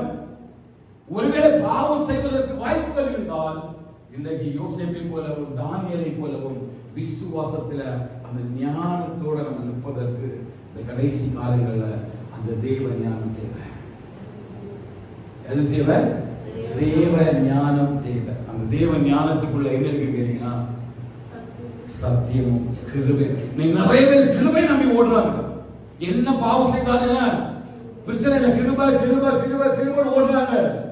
கிருபையும் சத்தியமும் ஒன்றே ஒன்று சந்திக்கும், ஒன்றே ஒன்று முத்தம் செய்யும். ஒரு நாள் கிருபையும் சத்தியம் செய்யாது, விலகாது. ஏன்னா அந்த வார்த்தை மாம்சமாகி கிருபையினாலும் சத்தியத்தினாலும் நிறைந்தவராய் நமக்குள்ளே வாசம் பண்ணினார்.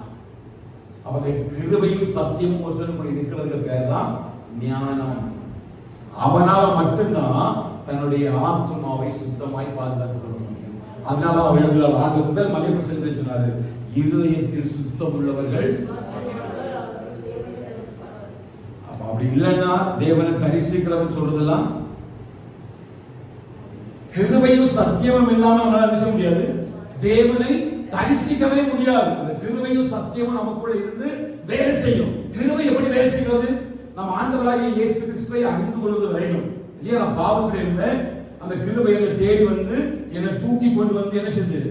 எனக்குள்ள ரட்சிப்பை தந்து என்னை பரிசுத்தமாக்கிது. பரிசுத்தமாக்கின பிறகு கிருபை என் கூட நிற்குது. இப்ப என்னை யார் நடத்துறா? சத்தியம் நடத்துது. ஆனா கிருபையும் சேர்ந்துதான் கூட வருது இல்லையா? நான் எங்க தடுமாறேனோ அந்த கிருபை என்னை தட்டி கொடுத்து போயிட்டே இருக்குது. ஆனா சத்தியம் இல்லாம கிருபை தனியா வராது. சத்தியம் இல்லாம கிருபை தனியா வராது. அப்ப தேவ ஞானம் இந்த கடைசி நாட்கள்ல நமக்குள்ள வேணும். ஏன்னா கடைசி நாட்கள் யோசேப்பை போல பாவத்திற்காக இன்னைக்கு திறந்து விடப்பட்டிருக்கிறது. நீங்க பாவத்தை தேடி போக வேண்டாம். இன்னைக்கு பாவம் நம்முடைய கரங்களிலே நம்மளை தேடி வரும்படி நமக்கு மாத்திரமல்ல நம்முடைய சந்ததிகளை கெடுக்கும்படி இன்னைக்கு கரங்களிலே பாவம் கண்களை விரித்து வா என்று சொல்லி அழைக்கிற கடைசி காலகட்டத்தில் தேவ ஞானத்தை நமக்குள்ள நம்முடைய குடும்பத்துக்குள்ள விதைத்தால் மட்டும்தான் யோசேப்பை போல நம்முடைய பிள்ளைகள் கடைசி காலத்தில் பாவத்துக்கு விலகி வர முடியும். சுத்தமாக சொல்ல பாருங்க. எனக்கு தெரியாது பேசும்பொழுது ஆவியானவர் மிக சத்தமாக இந்த சபைக்கு சொல்லும்படி பேசினார். ஒரு பிள்ளைகளை குறித்த கவனம் மிக தேவை. ஒரு பிள்ளைகளை குறித்த எச்சரிக்கை தேவை. கரங்களிலே பாவங்கள் ஆடிக்கொண்டிருக்கிறது. எப்படி வேணாலும் விடப்படலாம், எப்படி வேணாலும் வீழ்த்தி விடலாம். பிசாசுக்கு ஒரே ஒரு தந்திரம் தான், கரங்கள்ல இந்த பாவத்தை கொண்டு வச்சிருக்கலாம். இப்ப எப்படி இந்த பாவத்துக்கு நான் விலகி விட முடியும்னா, தேவ ஞானம் எனக்குள்ள இருந்தா மட்டும்தான் இந்த பாவத்துக்கு நான் விலகி ஓட முடியும். ஹல்லேலூயா. அதுக்கு நான் என்ன பண்ணணும்ங்கிறது தான் நீதிமொழி 2வது அதிகாரத்துக்கு நேரா வந்தீங்க அப்படின்னா, இப்ப தொடர்ந்து வாசிங்க. நீதிமொழி 2வது அதிகாரம் 1-2 வசனங்களை வாசிக்கலாம். என் மகனே, உன் செவியை ஞானத்திற்கு சாய்த்து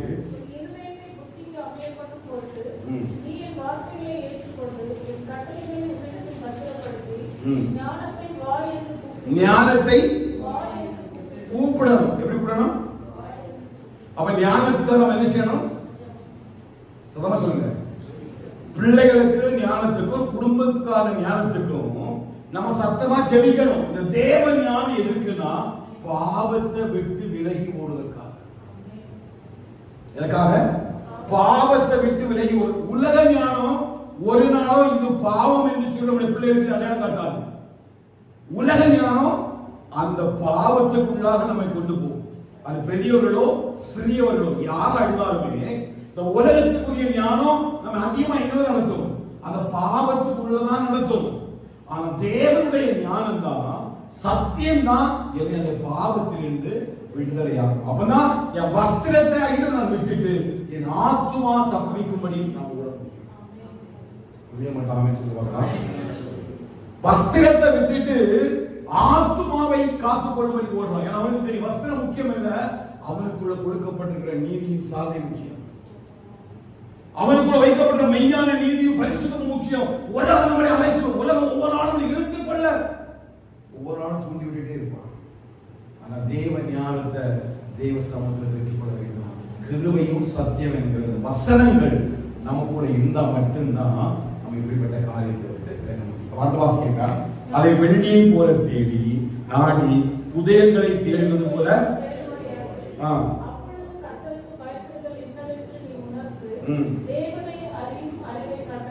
தேவனை அறியும் அறிவை கண்டடை. இப்போ நீ ஞானத்தை நாடி அதை சத்தமிட்டு கூப்பிட்டு நீ எப்படி பொண்ணுக்காக நீ உழைக்கிற?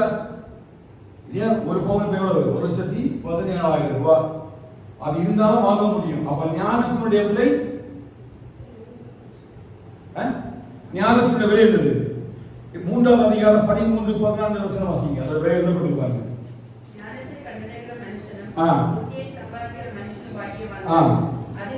அதின் வர்த்தகம்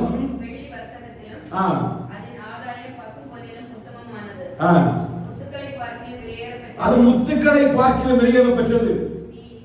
வாழ்க்கையில இச்சிக்கத்தக்கது ஒன்றும் எதற்கு நிகரானதல்ல, ஞானத்துக்கு நிகரானதல்ல. அவங்க கையில இருக்கிறதுலயே விலை கூடின ப்ராப்பர்ட்டி இது.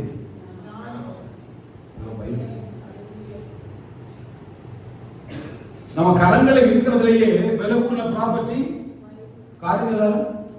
வேத புஸ்தகத்தை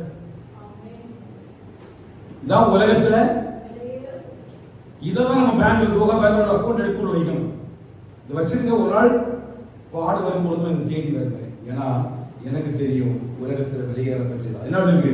அதன் வர்த்தகம் வெள்ளி வர்த்தகத்திலும் அதன் ஆதாயம் பசும் பொன்னிலும் உத்தமமாக.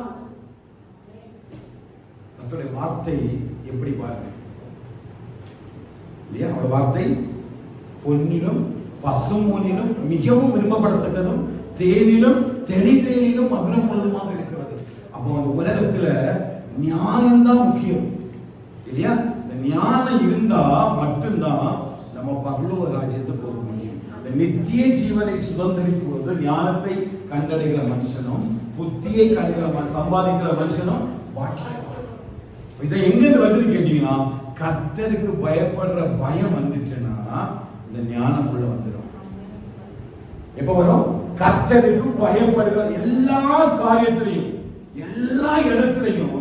அம்மாவுக்கு பயப்படக்கூடாது, அப்பாவுக்கு பயப்படக்கூடாது, சகோதரனுக்கு பயப்படக்கூடாது, வேற யாருக்கு பயப்படக்கூடாது. நீ போக இடங்களில் அவனுக்கு ஒரே ஒரு பயம் உண்டாஇருக்கணும்.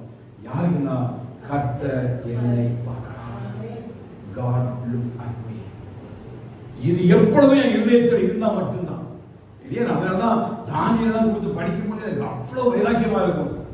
அடிமையாக கொண்டு போகப்பட்ட இடத்துல எல்லா விதமான சம்பத்தும் அவனுக்கு கிடைத்தும் ஒரு மனுஷன் கர்த்தருக்காக அதை விலைக்கு விடுறான்னா அவனுக்கு உள்ள இருந்த தேவனுடைய வைராக்கியத்தை குறித்து யோசித்து பாருங்க.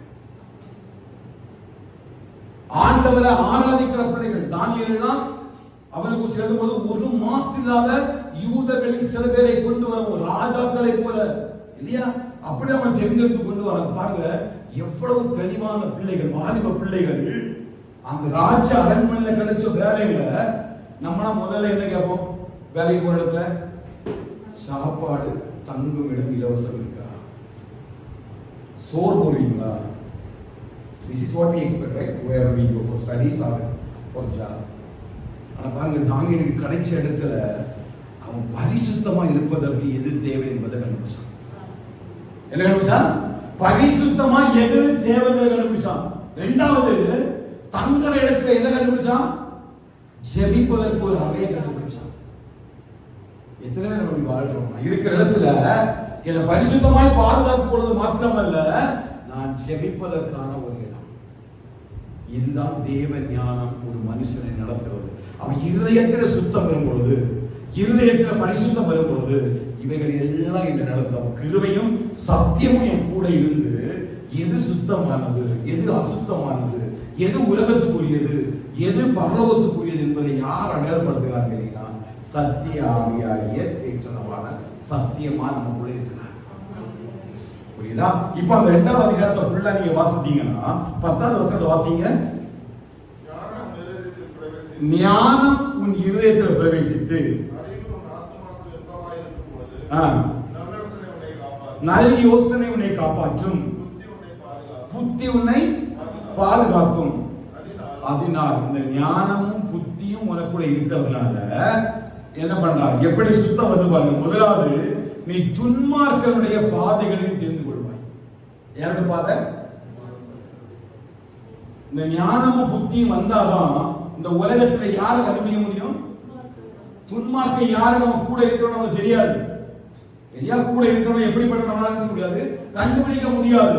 ஆனா ஒரு மனுஷனுடைய இருதயத்தில் ஞானமும் அறிவும் ஆத்மாவும் கூட இருக்கும் பொழுது அவனுக்கு முதல்ல கிடைக்கிற மிகப்பெரிய பரிசுத்தமான வாழ்க்கை என்னன்னா, துன்மார்க்கன் யாரு?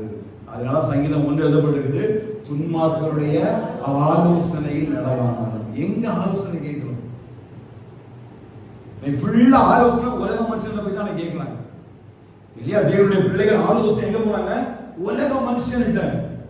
சத்தியத்தின்படி நடக்காதவன்கிட்ட, சத்தியத்தின் பாதை இல்லாதவன்கிட்ட போய் தான் கேட்கிறோம். ஏன்னா நமக்கு கண்டுபிடிக்க முடியல யாரு துன்மார்க்கன்னு. இங்க ஞானம் வரும் பொழுது எங்க மாற்றுன்னு கேட்டீங்கன்னா, துன்மார்க்கனுடைய பாதையை கண்டுபிடித்து அடுத்த வாசிங்க. மாறுபாடு பேசுகிற மனுஷன். மாறுபாடுனா மாத்தி மாத்தி பேசலாம். உள்ளுக்குள்ள ஒண்ணு வச்சுட்டு வெளியில நல்லா பேசுவோம். இருதயத்துல ஒண்ணு, வெளியில ஒண்ணு. இவனை கண்டுபிடிக்கிறது ரொம்ப கஷ்டம். நம்ம கூடவே இருப்பான், கூடவே எல்லாத்தையும் செஞ்சுட்டே இருப்பான். ஆனா அவனோட பேச்சை மட்டும் நம்ம கண்டுபிடிக்கவே முடியாது. ஏன்னா அவனோட வாழ்க்கை எப்படி இருக்குன்னா, இருதயத்துல நம்மளை குறிச்சு கசப்பையும் வைராக்கியத்தையும் பொறாமையும் வச்சுட்டு வெளியில பிரதர் நல்லா இருக்கீங்களா, சகோதரனே நல்லா இருக்கு. ஏன்னா சங்கீதத்துல தாவீது எழுதுவாரு, வாயினால் சபித்து உள்ளத்தினால் சபித்து வாயினால் ஆசீர்வதிக்கிறார். எப்படி? இருதயத்துல சபித்து உள்ளத்தில் வாயினால ஆசீர்வதி. இதுதான் மாறுபாடான வழிகள் நடத்துற மனுஷன். இதை சும்மா எல்லாம் கண்டுபிடிக்க முடியாது. எப்பதான் கண்டுபிடிக்க முடியும்? ஞானம் நமக்குள்ள வரும்பொழுதுதான், சத்தியமும் கிருபையும் வசனம் நம்ம வழி நடத்தும் பொழுதுதான் இந்த வசனம் நமக்கு, இந்த மனுஷன் நமக்கு எப்படி அடையாளம் காட்டித்தருது. அடுத்தது வாசிங்க.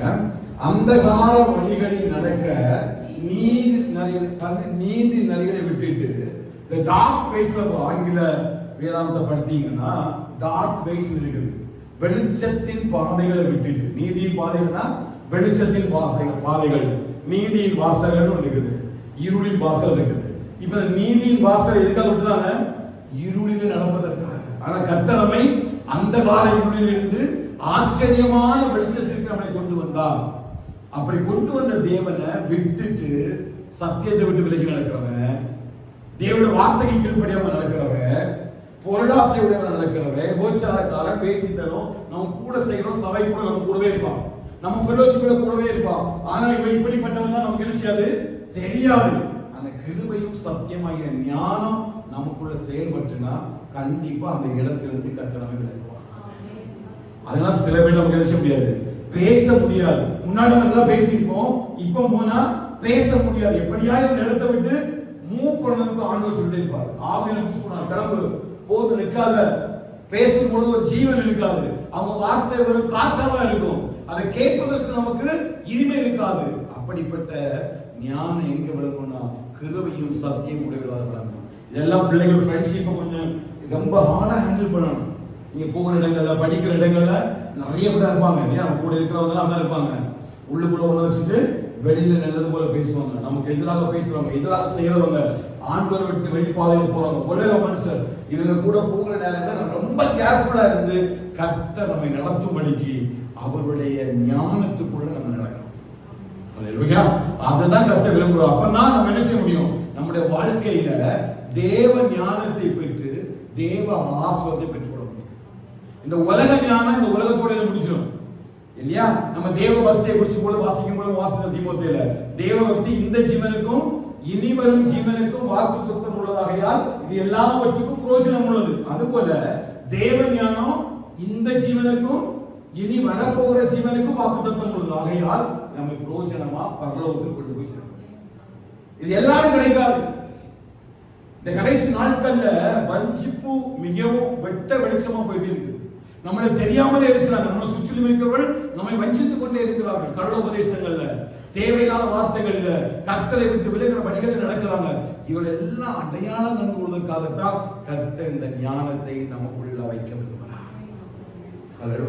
அது ஞானம் என்று சொல்லி நடப்பதில் இல்ல, கிரியைகளில மாற்றங்கள் உண்டாக வேண்டும். கிருபை சத்தியம் உங்களுக்குள்ள வருதுன்னா கண்டிப்பா உங்க உலக நண்பர்களை விட்டு நீங்க விலகுவீங்க. உலக நண்பர்களை விட்டு விலகுவீங்க.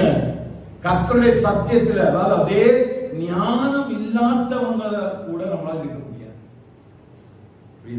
ஞானத்தினால் பாருங்க, அதனால்தான் மோசேயுடைய வாழ்க்கையும் அகோனிபாவுடைய வாழ்க்கையும் பெசலேயும் ஆராய்ந்து பார்த்தேன். டைம் இல்லதான் சொல்லல. யாருக்கு திட்டம் காட்டப்பட்டது? மோசேக்கு. இது யாருக்கு தெரியாது? பெசலேயுக்கு அகோனிபாவுக்கும் தெரியாது. மோசே தான் டிவியில பாக்குறாரு, திஸ் இஸ் வாட், இப்படி பண்ணணும்னு பாக்குறாரு. ஆனா மோசேல எக்ஸ்பிளனேஷன் பண்ண முடியனாலும் யாருக்கு புரிஞ்சது? யாருக்கு புரிஞ்சது? எங்கயாவது மிஸ்டேக் பண்ணாம இருக்கா? இல்ல. தேவன் கொடுத்த ஞானத்தினால மோசேயுடைய ஆவியும் பெசலேயர் அவருடைய ஆவியும் இணைக்கப்பட்டதுனால எதை கர்த்தர் செய்ய விரும்பினாரோ அதை அவங்க ரெண்டு பேரும் செய்து முடிச்சாங்க.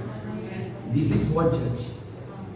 ஒரு போதகர் ஆவியினால நிறைந்து கிருபையும் சத்தியம் உள்ளவராய் கர்த்தர் கொடுக்கிற வார்த்தையை வாங்கி சபைக்கு பேசும் பொழுது இங்க இருக்கிறவங்க தேவ ஞானத்தினால் நிரப்பப்பட்டவர்களா இருக்கிறதுனாலதான் அந்த சத்தியம் அவளுக்குள்ள செயல்பட்டு அவர் வாழ்க்கை மாத்திரமல்ல அவர் குடும்பத்தையே மாற்றிவிட்டது.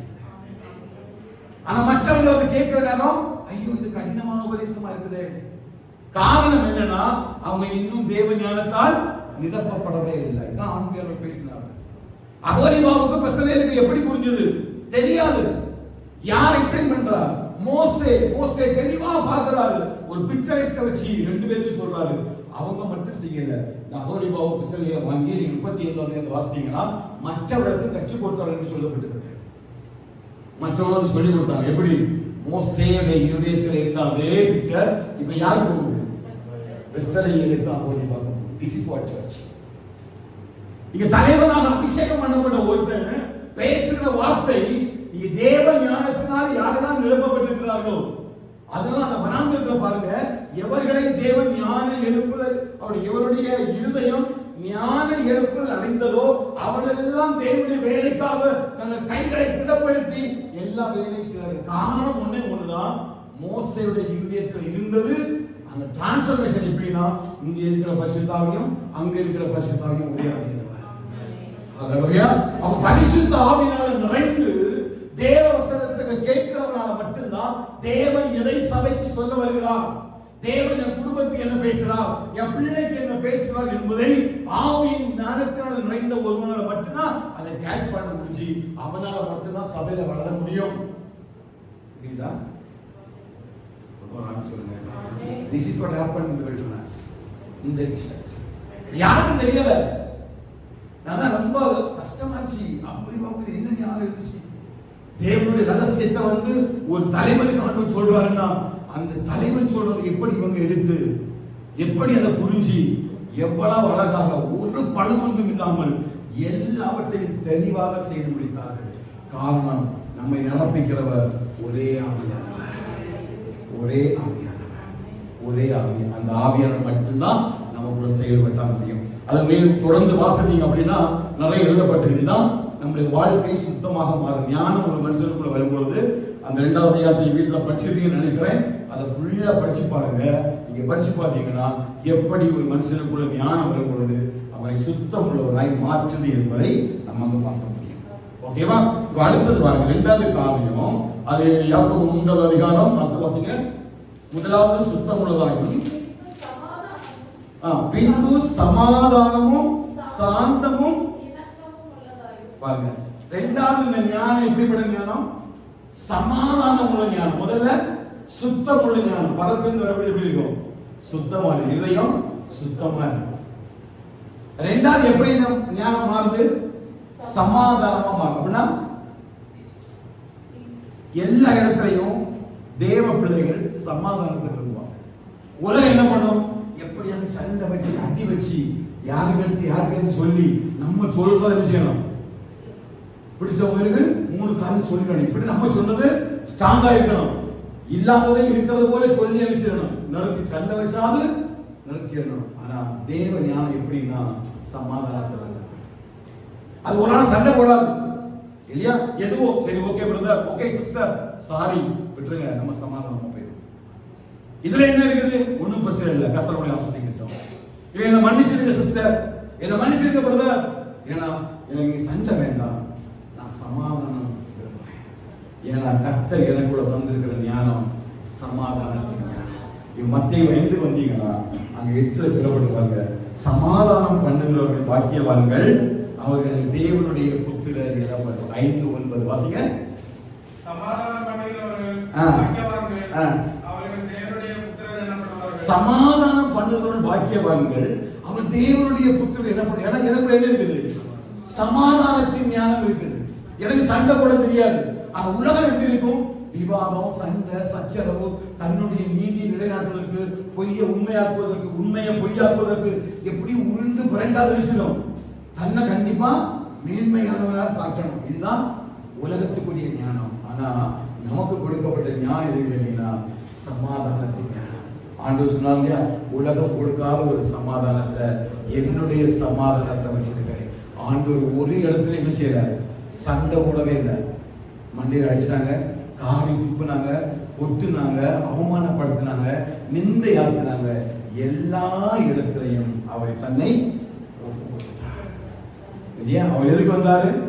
பர்வத்தினுடையவருக்கும் பூலோகத்தினுடையவருக்கும் சமாதானம். வேதம் சொல்லு, சமாதானத்தை உண்டு பண்ணும் தண்டனை அவர் மேலே விழுந்தது. ஏசாயா 53 படிச்சுக்கணும் தெரியும். சமாதானத்தை உண்டு பண்ணும் தண்டனை அவர் மேலே விழுந்தது. அப்போ பரத்திலிருந்து வரக்கூடிய ஞானத்தினுடைய 2வது அடையாளம் என்ன தெரியுமா? இந்த அக்கா ஓரிடமும் சண்டையே கூடாது. எப்படி ஒண்ணு நீங்க தான் சொல்லணும். சமாதானம் பண்ணுங்க. என்ன வீட்டுல என்ன சண்டை நடந்தாலும் சரி, டிபார்ட்மெண்ட் என்ன சண்டை இருந்தாலும் சரி, எங்க சண்டை இருந்தாலும் சரி, இந்த விசுவாசம் இதுதான் முக்கியம். சத்தமா சொல்லுங்க. இனி நம்ம என்ன செய்யணும்? சமாதானம் பண்ணணும். இப்ப நம்ம இவ்வளவு எப்படி இருந்தாலும் தெரியாது. தேவ ஞானத்தை பெற்றுக்கொள்ளலாம். எல்லாம் கஷ்டம்தான், எல்லாம் பாடுதான். கர்த்தருக்காக சைக்கிளியா? எனக்கு சமாதானத்தை உண்டு பண்ண தன்னை உடனே வந்துச்சு. சமாதானமா போகும். கர்த்தர் சமாதானத்தின் ஞானத்தை நமக்கு தருவார். எப்படி வேணாலும் எதிர்ப்புகள் வரட்டும், யார் வேணாலும் பேசட்டும், சமாதானம் பண்ணுகிறவர்கள் பாக்கியவான்கள், அவர்கள் தேவனுடைய. அப்ப நீங்க தேவனுடைய புத்திரர் எனப்படணும்னா நீ எப்படி இருக்கணும்? அப்படி இல்லைன்னா ஆவியில் நடத்தப்படுறாங்க அவர்கள் தேவனுடைய புத்திரர்களும் ரோமர் எழுதுகிறார். ஆவியில் நடத்தப்படணும், என்ன பண்ணணும்? சமாதானம் பண்ணணும்.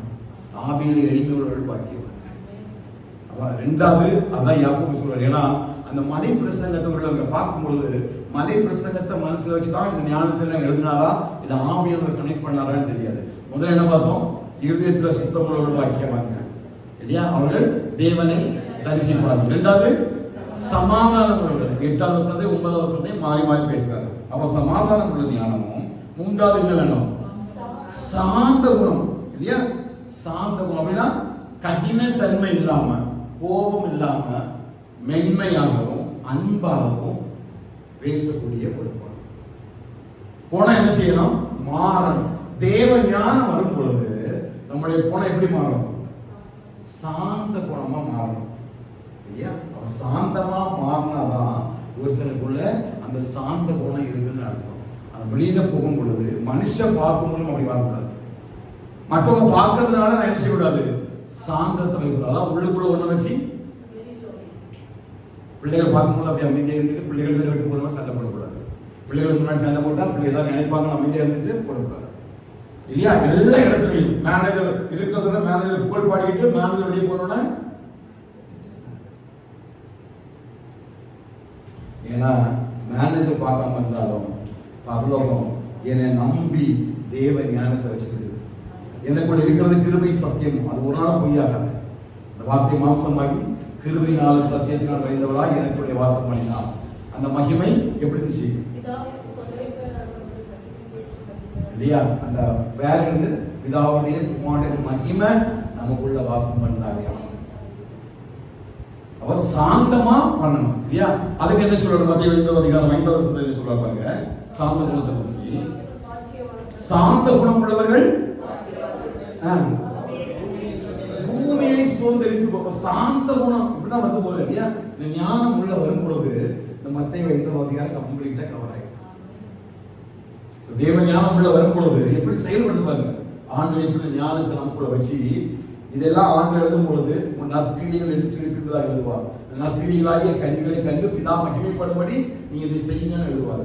அவன் தேவ ஞானம் அந்த ஹோப்மா வராலும் சரி சோஃபியா வராலும் சரி ரெண்டும் நமக்குள்ள செயல்பட ஆரம்பிக்கும் பொழுது நம்மளோட வாழ்க்கை மாற ஆரம்பிக்குது. அப்படி மாறும் பொழுது தேவன் பண்ணின முதல் மலை பிரசங்கம் நம்முடைய வாழ்க்கையில ஆக்டிவேட் ஆயிடும் இல்லையா. அதை தேடி போக வேண்டாம். நீங்க ஞானத்தை கூப்பிட்டு ஞானத்தை அழைத்து புத்தியை அழைத்து நம்ம எடுத்துக்கொள்ளும் பொழுது ஆட்டோமேட்டிக்கா மத்திய 5வது அதிகாரம் கூட ஆக்டிவேட் ஆகி ரன்னிங்ல போயிட்டே இருக்கும்.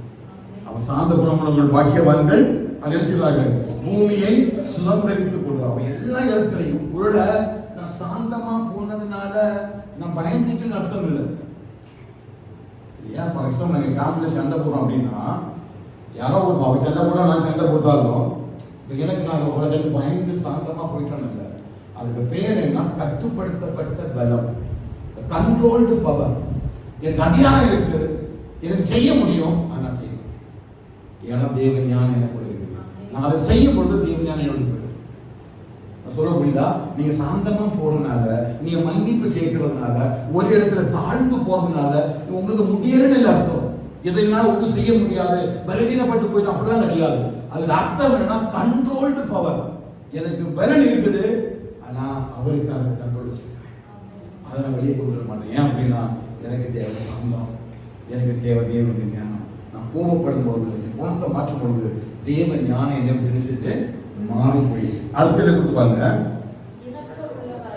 இணக்கம் உள்ளதா. இணக்கம் உள்ளதுன்னா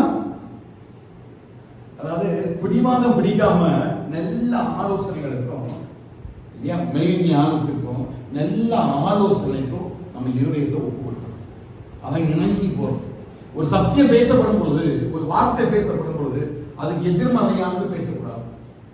நம்ம தவறு செய்யும் பொழுது, பாவம் செய்யும் பொழுது அதை சுட்டி காட்டக்கூடிய நேரத்தில் நம்ம எப்படி இருக்கணும்?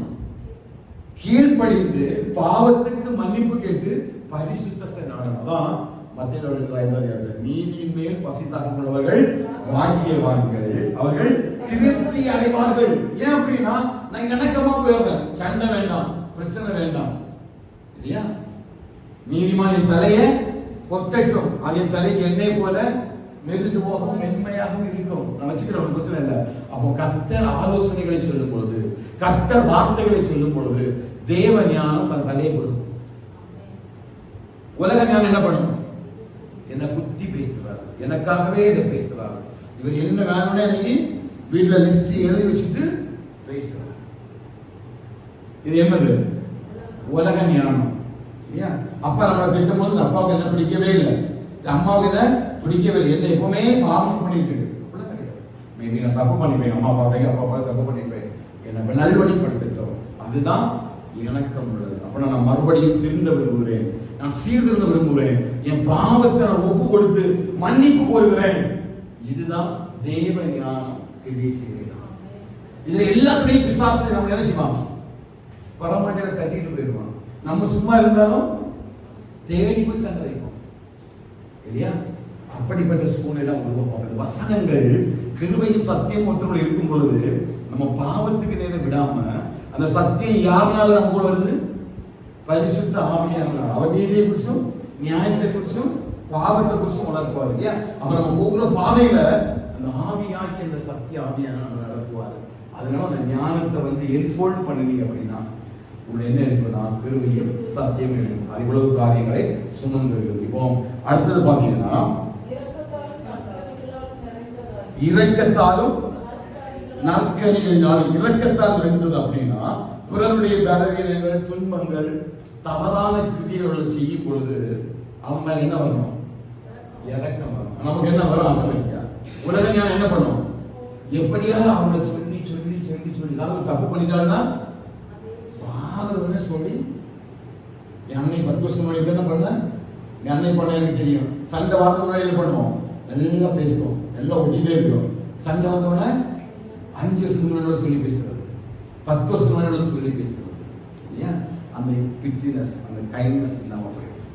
அது தேவ ஞானத்துக்கு செய்யாது. ஏன்னா இரக்கம் காண்பிக்கப்பட வேண்டும் இல்லையா? இரக்கம் காண்பிக்கப்பட வேண்டும். நம்ம மத்திய என்ன பண்ணிருக்கிறது? 5:7 இரக்கம் உள்ளவர்கள் எவ்வளவு ஞானம் போல் பண்ணுவாங்க. இரக்கம் நீங்க பண்ணுனீங்க, அவங்களுக்கு நீ ஒரு இடத்துல ஒருத்தர் இரக்கத்தை காட்டாம வேலை பார்க்குற இடத்துலயோ குடும்பத்திலேயோ ஏதோ ஒரு சூழ்நிலையில இரக்கம் காட்ட வேண்டிய இடத்துல நீங்க கோபத்தை காட்டிட்டீங்க அப்படின்னா உங்களுக்கு எங்க கிடைக்காது? இரக்கம் பரலோகத்துல இரக்கம் கிடைக்காது. உங்க பிதா இரக்கம் உள்ளவராக இருக்கிறத போல நீங்களும் இரக்கம் உள்ளவராக இருங்கள். இரக்கத்தை காண்பிக்கணும். மற்றவங்களை பார்க்கும்போது அவங்க தப்பு பண்ணட்டும், அவங்கள சாந்தமா, அவங்கள மெதுவா சொல்லி அவங்களை கரை பண்றதுக்காக தான் அந்த ஞானத்தை கற்றுக் கொடுத்திருக்கிறார். அப்ப இரக்கம் பண்ணுகிறவர்கள் பாக்கியவான்கள். அவர்கள் சொல்லுங்க, அவர்கள் இரக்கம் வருவார்கள். அவ தேவ ஞானம் எப்படி நமக்கு செயல்படுத்துவார்கள்? இரக்கம் பண்ணினா இரக்கம் கிடைக்கும். நீங்க தேடி போய் மத்திய எந்த வாசிக்க வேண்டாம். இந்த ஞானம் உங்களுக்கு செயல்பட ஆரம்பிக்கும் போது இவரெல்லாம் கூட கொடுக்கப்பட்டு. அடுத்தது நற்கனிகளால் நிறைந்த ஞானம். அப்படின்னா வெறும் வார்த்தையோடு நின்ற கூடாது. நற்கனிகள் என்ன செய்யணும்? கனி கொடுக்கணும். மரமானது அதன் கனிகளினாலே அறியப்படும். இந்த 3வது அதிகாரத்தில் சொல்றாங்க, துதித்தலும் சபித்தலும் ஒரே வகையிலிருந்து வரக்கூடாது. தேவ ஞானம் உங்களுக்குள்ள இருக்குன்னா நீங்க எல்லாம் போதகர்கள் சொல்லிட்டு இருக்கிறீங்க. புரியுதா? இந்த வார்த்தையில யாருக்கு பேசுறாரு? போதகர்களுக்கு, pastors, the leader of the church. அவங்களுக்கு அந்த ஆலோசனை. தேவ ஞானமும் உலக ஞானமும் எப்படி செயல்படுத்தணும்? துதித்தலும் சபித்தலும் என்ன செய்யாது? ஒரே வாழ் வரக்கூடாது. தித்திப்பும் கசப்பும் ஒரே ஊற்றிலிருந்து புறப்படாது. ஆனா உங்களுக்குள்ள இதெல்லாம் என்ன செய்யுது? வருது. ஆனா நீங்க என்ன சொல்றீங்க? நாம தேவ ஞானத்தினால் இருந்திருக்கிறோம். தேவ ஞானம் வார்த்தையினால் அல்ல, நற்கனிகளினால் நிறைந்தது. எதனால் இருந்தது? நற்கனிகளினால் நிறைந்தது. மரமானது அதன் கனிகளினாலே தான் அறியப்படும். அப்ப நற்கனிகள் கொடுக்கிறவர்களாக மாற வேண்டும் இல்லையா? மற்றவங்களுக்கு நற்கனிகள் கொடுக்க. இரக்கமும் நற்கனிக்கும் நினைப்பு இருக்குது. இரக்கம்னா ஒரு மனுஷனுக்கு என்ன பண்றது? அவனை இரக்கத்தை காண்பிக்கிறது. ஆனா பரிதாபப்படுறது, ஐயோ இவன் நிலைமை இப்படி ஆகிட்டே, அவன் ஏதாவது செய்யணும்னு பரிதாபப்படுறது. அது நற்கனினா உதவி செய்வது. இங்கே என் மனசு அதற்காக பரிதாபப்பட்டு நற்கனின்னு வரும்பொழுது நான் அவனுக்காக உதவி செய்கிறேன். அவன் யாரு? என்னுடைய எதிரி. அவன் யாருன்னா இருந்தா என்ன பேசினவன், எனக்கு பகைஞனவன். ஆனா பகைஞன் அவன் நினைக்கிற அவனுக்கு தேவைப்படும் பொழுது இரக்கத்தையும் அந்த இரக்கத்தோடு கூட நற்கிரிகளாகிய அந்த கனிகளை கொடுக்கும்படி கர்த்தர் என்னை அவருடைய ஞானத்தினால நிரப்பியிருக்கிறார். அடுத்தது பட்சபாதம் இல்லாத. பட்சபாதம் இல்லாதன்னா பாகுபாடு இல்லாதது. பாகுபாடு இருக்காது. பட்சபாதம்னா பாகுபாடு இருக்காது, அதுக்கு சந்தேகம் இருக்காது, ஒரு நிலையான எண்ணம் இருக்கும். வெளிப்புற தோற்றம் மற்றும் தகுதியை வச்சு பார்க்கலாம் இல்லையா? இந்த வெளிப்புற தோற்றத்தையும் தகுதியை வச்சு ஒரு நிலையப்படுத்துறது. யாக்கோபு 2வது அதிகாரத்துல பாத்தீங்கன்னா அது அழகா 2, 3, 4 வசனம் வாசிங்க. வஸ்திரமும் தரித்திருக்கிற ஒரு மனுஷனும் கந்தையான வஸ்திரம் தரித்திருக்கிற ஒரு தரித்திரனும் ஆலயத்தில் வரும்போது மினுக்குள்ள வஸ்திரம் தரித்தவனை கண்ணோக்கி நீர் இந்த நல்ல இடத்தில் உட்காரும் என்றும் தரித்திரனை பார்த்து நீர் அங்கே நில்லு அல்லது இங்கே பாதப்படியாட்டில் உட்காரு என்று சொன்னால் புரிஞ்சிருக்குன்னு நினைக்கிறேன். இது யார் சொல்றா? சபையில பாஸ்டர் சொல்றாரு. எப்படி? பொன்னும் வெள்ளியும், அதுதான் சொல்றாரு. பட்சபாதம் இல்லாத ஒரு ஞானத்தை தான் கர்த்தர் யாரு கொடுத்திருக்கிறாரு? போதவர் கொடுத்திருக்கிறாரு. சபையில நல்ல வெள்ளியும் பொண்ணெல்லாம் போட்டுட்டு நிறைய ஜீவிதான ஒரு குடும்பம் வரும்பொழுது, நல்ல ஒரு உயர்ந்த உத்தியோகத்தில் இருக்கிற வேலைகளோட வரும்பொழுது வாங்க அப்படின்னு கூட்டாமல் உட்கார வைக்கிறதும் இல்லையா, லேபர் இருக்கிறவங்களை கூட்டு பின்னால உட்கார வைக்கிறதும் தான் உங்களுடைய காரியம். ஆனா தேவ ஞானம் பெற்றவன் அப்படி பார்க்க மாட்டான். அதான் பட்சபாதம் இல்லாத அன்பு. புரியுதா? அன்புல என்ன இருக்காது? பட்சபாதம் இருக்காது. அவருடைய ஞானத்திலையும் பட்சபாதம் இருக்காது. அது வெளி தோற்றத்தை பார்க்காது. அது எங்கதான் பார்க்கும்? உள் தோற்றத்தை தான் பார்க்கும். ஏன்னா உள்ளுக்குள் இருக்கிற ஆவியானவர் ஒருவரே. அவன் பாவமா, பணக்காரனா, படிச்சவனா, படிக்காதவனா, உயர்ந்தவனா, தாழ்ந்தவனான ஞானம் ஒரு நாள் பார்க்காது. ஞானம் ஒன்னே ஒண்ணுதான் பார்க்கும். அவன் தேவனுடைய ஆவியினால் நடத்தப்படுகிறானா? இதான் சபை. அப்படிப்பட்ட சபை மட்டும்தான் வளர முடியும். பட்சபாதம் இல்லாததும் மாயமற்றதுமாக இருக்கிறது. மாயமற்றதுனா வெளிப்படைத்தன்மை, உண்மை தன்மை உடைய ஒரு வாழ்க்கை. இந்த வாழ்க்கை எப்படி இருக்கும்? வெளிப்படையா இருக்கும். ஞானம் உடையவன் வெளிப்படையா இருப்பான், உண்மையா இருப்பான், எல்லாருக்கும் உண்மையை மட்டுமே பேசுவான். எல்லா காரியத்திலையும் கர்த்தருக்கு பிரியமாய் நடக்கிற ஒரு மனுஷன் தான் இந்த தேவ ஞானத்தை பெற்ற மனுஷன். இந்த தேவ ஞானம் கிருபையும் சத்தியமுமாய் நமக்குள்ளே வாசம் பண்ண வேண்டும் என்றுதான் யாக்கோபு இந்த ஞானத்தை குறித்து சபையில் உள்ள போதகர்களுக்கு எடுத்து கொடுத்திருக்கிறார். அப்ப இது ரெண்டுமே உள்ள வேலை செய்ய முடியாது. எது? உலக ஞானமும் தேவ ஞானமும் ஒரு மனுஷனுக்குள்ள செயல்படாது. ஏன்? கசப்பும் உள்ள இருக்காது, தித்திப்பு இருக்காது. இதே ஒண்ணுதான் இல்லையா? மரம் உள்ள நல்ல கனி கொடுக்கும், இல்லைன்னா கெட்ட கனி கொடுக்கும். தேவன் நமக்குள்ள பரலோக ஞானத்தை வைத்திருக்கிறார். எப்படி மோசைக்குள்ள ஒரு ஞானம், எப்படி யோசேப்புக்குள்ள ஒரு ஞானம், எப்படி தானியேலுக்குள்ள ஒரு ஞானம், எப்படி அகோரிபா பெசலேலுக்குள்ள ஒரு ஞானம், சாலமோனுக்குள்ள ஒரு ஞானம் எப்படியோ அப்படிதான் கர்த்தர் நம்ம எல்லாருக்குள்ளேயும் ஞானத்தை வைத்திருக்கிறார். தாம் ஒருவரே ஞானம் உள்ளவர் என்று சொல்லி அவர் தன்னை குறித்து பேசுகிறார். அந்த இயேசுவே நமக்கு ஞானமாக இருக்கிறார். அவர் ஞானமாக நமக்குள்ள இருக்கிறார். இருந்து கிருபையும் சத்தியத்தினாலும் செயல்படுகிறார். அப்ப எந்த இருதயம் இந்த கிருபையும் சத்தியமும் நமக்குள்ள செயல்படுவதற்கு நம்மை ஒப்பு கொடுக்கிறோமோ, எந்த இருதயம் இந்த ஞானத்தை நாடுகிறதோ, எந்த இருதயம் இந்த புத்தியை நாடி வெள்ளியை போலவும் பொன்னை போலவும் தேடுகிறதோ, அவர்களுக்குள்ளதான் இவ்வளவு கிரியைகள் வெளிப்படும். இவர்களை பார்க்கும் பொழுதுதான் பரலோகம் ஞானவான்கள் என்று அழைக்கிறது. உலகத்துல படிச்சவனையோ, உலகத்துல பெரிதாக டிகிரி முடிச்சவனையோ, பெரிய வேலை பார்க்கிறவனையோ, சம்பாதித்தவனையோ, ஏதோ ஒரு காரியத்தினையும் பார்க்கும் பொழுது உலகத்துல ஆண்டவர் மனுஷனை ஞானவான் என்று சொல்லவே இல்லை.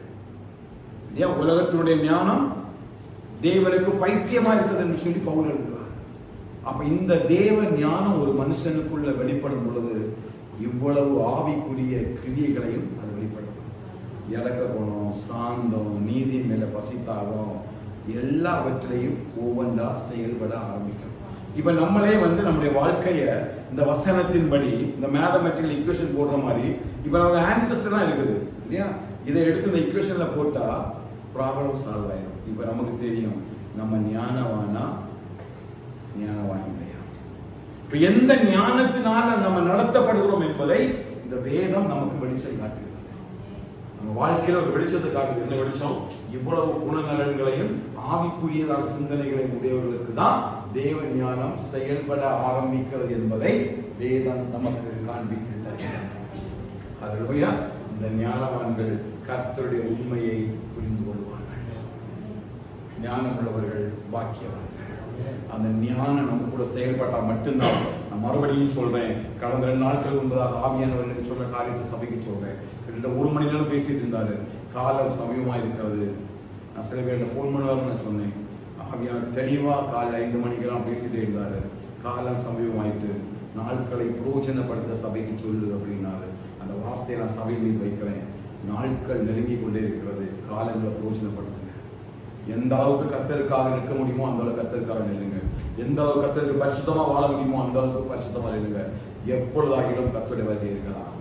காலம் நிறைவேறிட்டு இனி நாட்கள் அதிகமாய் செல்லாது. அவர் சீக்கிரமாய் வரப்போகிறார், வந்து கொண்டே இருக்கிறார். அவருடைய வருகை நிச்சயம். ஞானவான்கள் மட்டும்தான் அந்த வருகையை புரிந்து கொள்ள முடியும். ஞானவான்கள் மட்டும் யாரெல்லாம் பரிசுத்தமா இருக்கிறாங்களோ அவங்க மட்டும்தான் அந்த சத்தத்தை கேட்க முடியும். இந்த சத்தத்தை ஞானத்தினால்தான் வழங்க முடியும். அல்லேலூயா. கர்த்தருடைய வார்த்தையை கிருபையும் சத்தியத்தை சுமந்து பரிசுத்தம் உள்ள தேவனுக்கு முன்பாக ஞானவான்களாய் மாறுங்கள். தேவ சமூகத்தின் ஞானத்துக்காக ஜெபிங்க. உங்க பிள்ளைகளுக்கு ஞானம் கிடைக்க முடியும், குடும்பத்துக்கு ஞானம் கிடைக்க முடியாது. கடைசி காலத்தில் நம்மளை கர்த்தர் நல்ல ஒரு யோசிப்பாக, நல்ல ஒரு தானியலாக கர்த்தர் நம்மை மாற்றுவாராக. அவர் பார்க்கும் பொழுது அப்படிப்பட்ட சந்ததியாய் நாம் சந்ததிகள் மாறும் பொழுது நிச்சயமாக ஏசாயா சொன்னது போல, கர்த்தாவே நானும் நீர் எனக்கு தந்த உடைய பிள்ளைகளும் சேனைகளின் கர்த்தராலே, சீயோனிலே வாசமாக இருக்கிற சேனைகளின் கர்த்தராலே இஸ்ரவேலுக்கு அற்புதங்களாகவும் அடையாளமாகும். அப்படி எழுவலாம தேவ சமூகத்தில் ஒரு நிமிடம் ஒப்பு கொடுத்து கர்த்தர் ஞானத்தை நமக்கு தருவார்கள் என்று சொல்லி நம்ம எல்லாரும் ஜெபித்து அந்த இடத்துல நம்ம ஆராதனையில தேவ சமூகம் அர்ப்பணித்து நம்ம கடந்து போவோம். நிச்சயமா இந்த ஞானத்தை கர்த்தர் நமக்கும் நம்முடைய பிள்ளைகளுக்கு தருவார்கள். எல்லாம் அப்படியே கண்களை மூடி வேத புஸ்தகத்தை கையெழுத்திடுங்க. கர்த்தருடைய கிருபை எப்படி இருக்கட்டும். அப்படியே நெஞ்சோடு கூட வேத புஸ்தகத்தை அழைச்சிருங்க. கேள்வி ஆண்டவரே, இந்த ஞானத்தை நாங்களும் என் குடும்பமும் சுதந்திரித்து போகிறோம். எங்களை ஒரு யோசேப்பை போல, தானியலை போல எங்கள் பிள்ளைகளை மாற்றினோம். நீ எல்லாம் ஜெபிக்கணும். பிள்ளைகளை கொடுத்த பாரத்தோடு நான் சொல்றேன், உன் பிள்ளைகளுக்காக ஜெபிங்க. ஒரு யோசேப்பை போல பிள்ளைகள் வைராக்கியமா இருக்கணும். தானியலை போல பிள்ளைகள் வைராக்கியமா இருக்கணும்.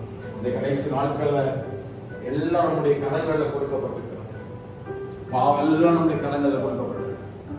கர்த்தர் கிருபையா நம்மை நம்முடைய குடும்பத்தையும் பிள்ளைகளையும் பாதுகாக்கும்படியாக, எல்லார் குடும்பத்துக்காக உங்க பிள்ளைகளுக்காக இப்படிப்பட்ட பாவத்தில் நம்முடைய பிள்ளைகள் பாதுகாக்கப்படும்படியாக, நம்முடைய குடும்பம் பாதுகாக்கப்படும்படியாக, நம்முடைய சந்ததிகள் எல்லாம் பாதுகாக்கப்படும்படியாக, எல்லாம் மாநிலத்திலிருந்து உங்க பிள்ளைகளுக்கு பேரை சொல்லி, உங்க பிள்ளைகளோட பேரை சொல்லி, உங்க குடும்பத்துல பேரை சொல்லி எல்லாம் செபிக்கலாம். ஹல்லேலூயா. எல்லாம் டீம்ஸ் ப்ரே பண்ணி open your mouth and ask to God for the wisdom of God. Hallelujah. Jesus. எல்லாம் open your mouth. It's everyone open your mouth. And ask God for the wisdom and the knowledge and understanding. வாழ்க்கையில கர்த்தர் நல்ல ஞானத்தை தருவதற்கு, போகிற இடங்களெல்லாம் கர்த்தர் உங்களை பாதுகாப்பதற்கு, இந்த ஞானம் நிறைவாக உங்களுக்குள்ள பெறுவதற்கு, இந்த கடைசி காலத்துல தேவ சமூகத்துல கர்த்தர் எல்லாமே பாதுகாப்பது எல்லா மாநிலத்திலும்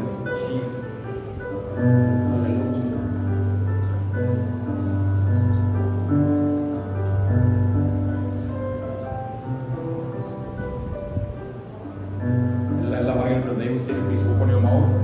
பரிசுத்த ஆவியானவர் சொல்றனால சொல்றேன், கர்த்தர் நாட்கள்ல நம்ம பிள்ளைகளின் குடும்பத்தை கர்த்தர் பாதுகாக்கணும். நம்ம நிறைய நேரம் மொபைல நிறைய காரியங்களை பார்க்கிறோம். அது இச்சைகளை தூண்டுது, ஆசைகளை தூண்டுது, உலகத்துக்கு ஏன்னா நம்ம நடக்குது. இதெல்லாம் தேவ ஞானத்துக்குரியதே அல்ல. தேவ ஞானத்துக்குரியது அல்ல.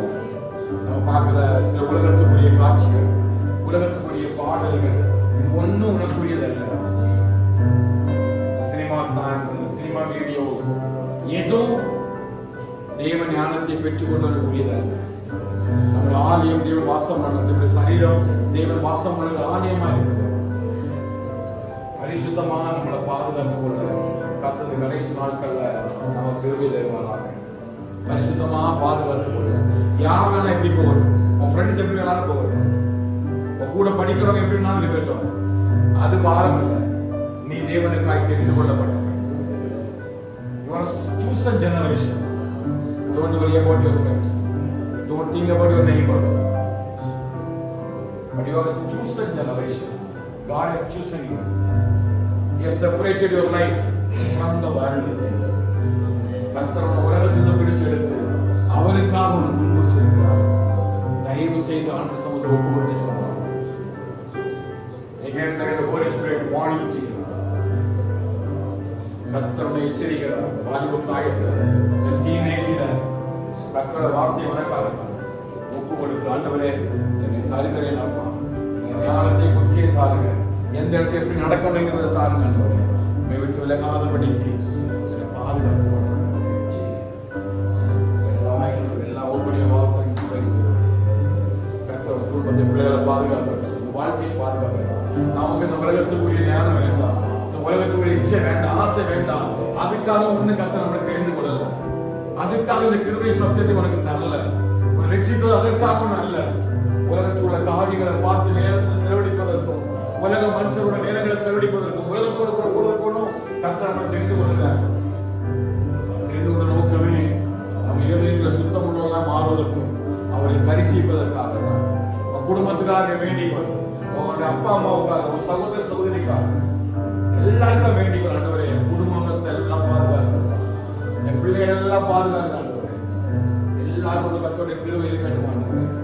இப்படிப்பட்ட மாயையான உலகத்தில் இந்த மாறுபாடு சந்ததிகள் மத்தியில் ஆண்டவரே, இந்த கோணல மாறுபாடுகளோட சந்ததிகளை நாங்கள் விலக்கி ரட்சித்துக் கொள்ள கர்த்தர்களுக்கும் என் பிள்ளைகளுக்கும் குடும்பத்திற்கும் கிருபை தருகிறார். ஹல்லேலூயா.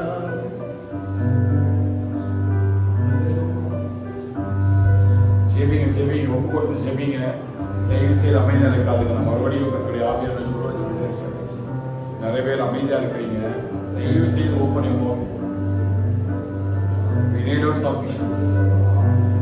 சப்மிஷன் எதிர்பார்க்கிறார். உன் பிள்ளைகளை விட்டுறாரு, அலட்சியமா விட்டுறாரு, அஜாக்கிரதையா உன் பிள்ளைகளை விட்டுறாரு, அது எப்படியோ வளர்ந்து விட்டுறாரு. கடைசி காலம் தேவமாய் பிரபஞ்சத்தின் மேல ஆசை வச்சு போயிட்டான்.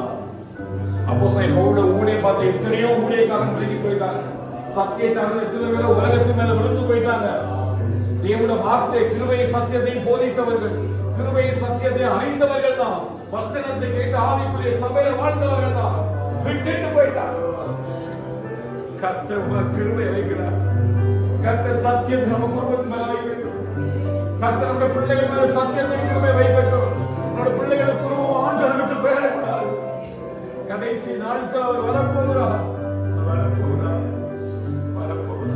வீணான காரியத்தை நம்ம பார்க்காம, வீணான காரியங்களுக்கு சிந்தனை கொடுக்காம, ஆண்டவரே இந்த தேவ ஞானத்துக்கு நம்ம ஒப்பு கொடுக்கணும் அப்படின்னு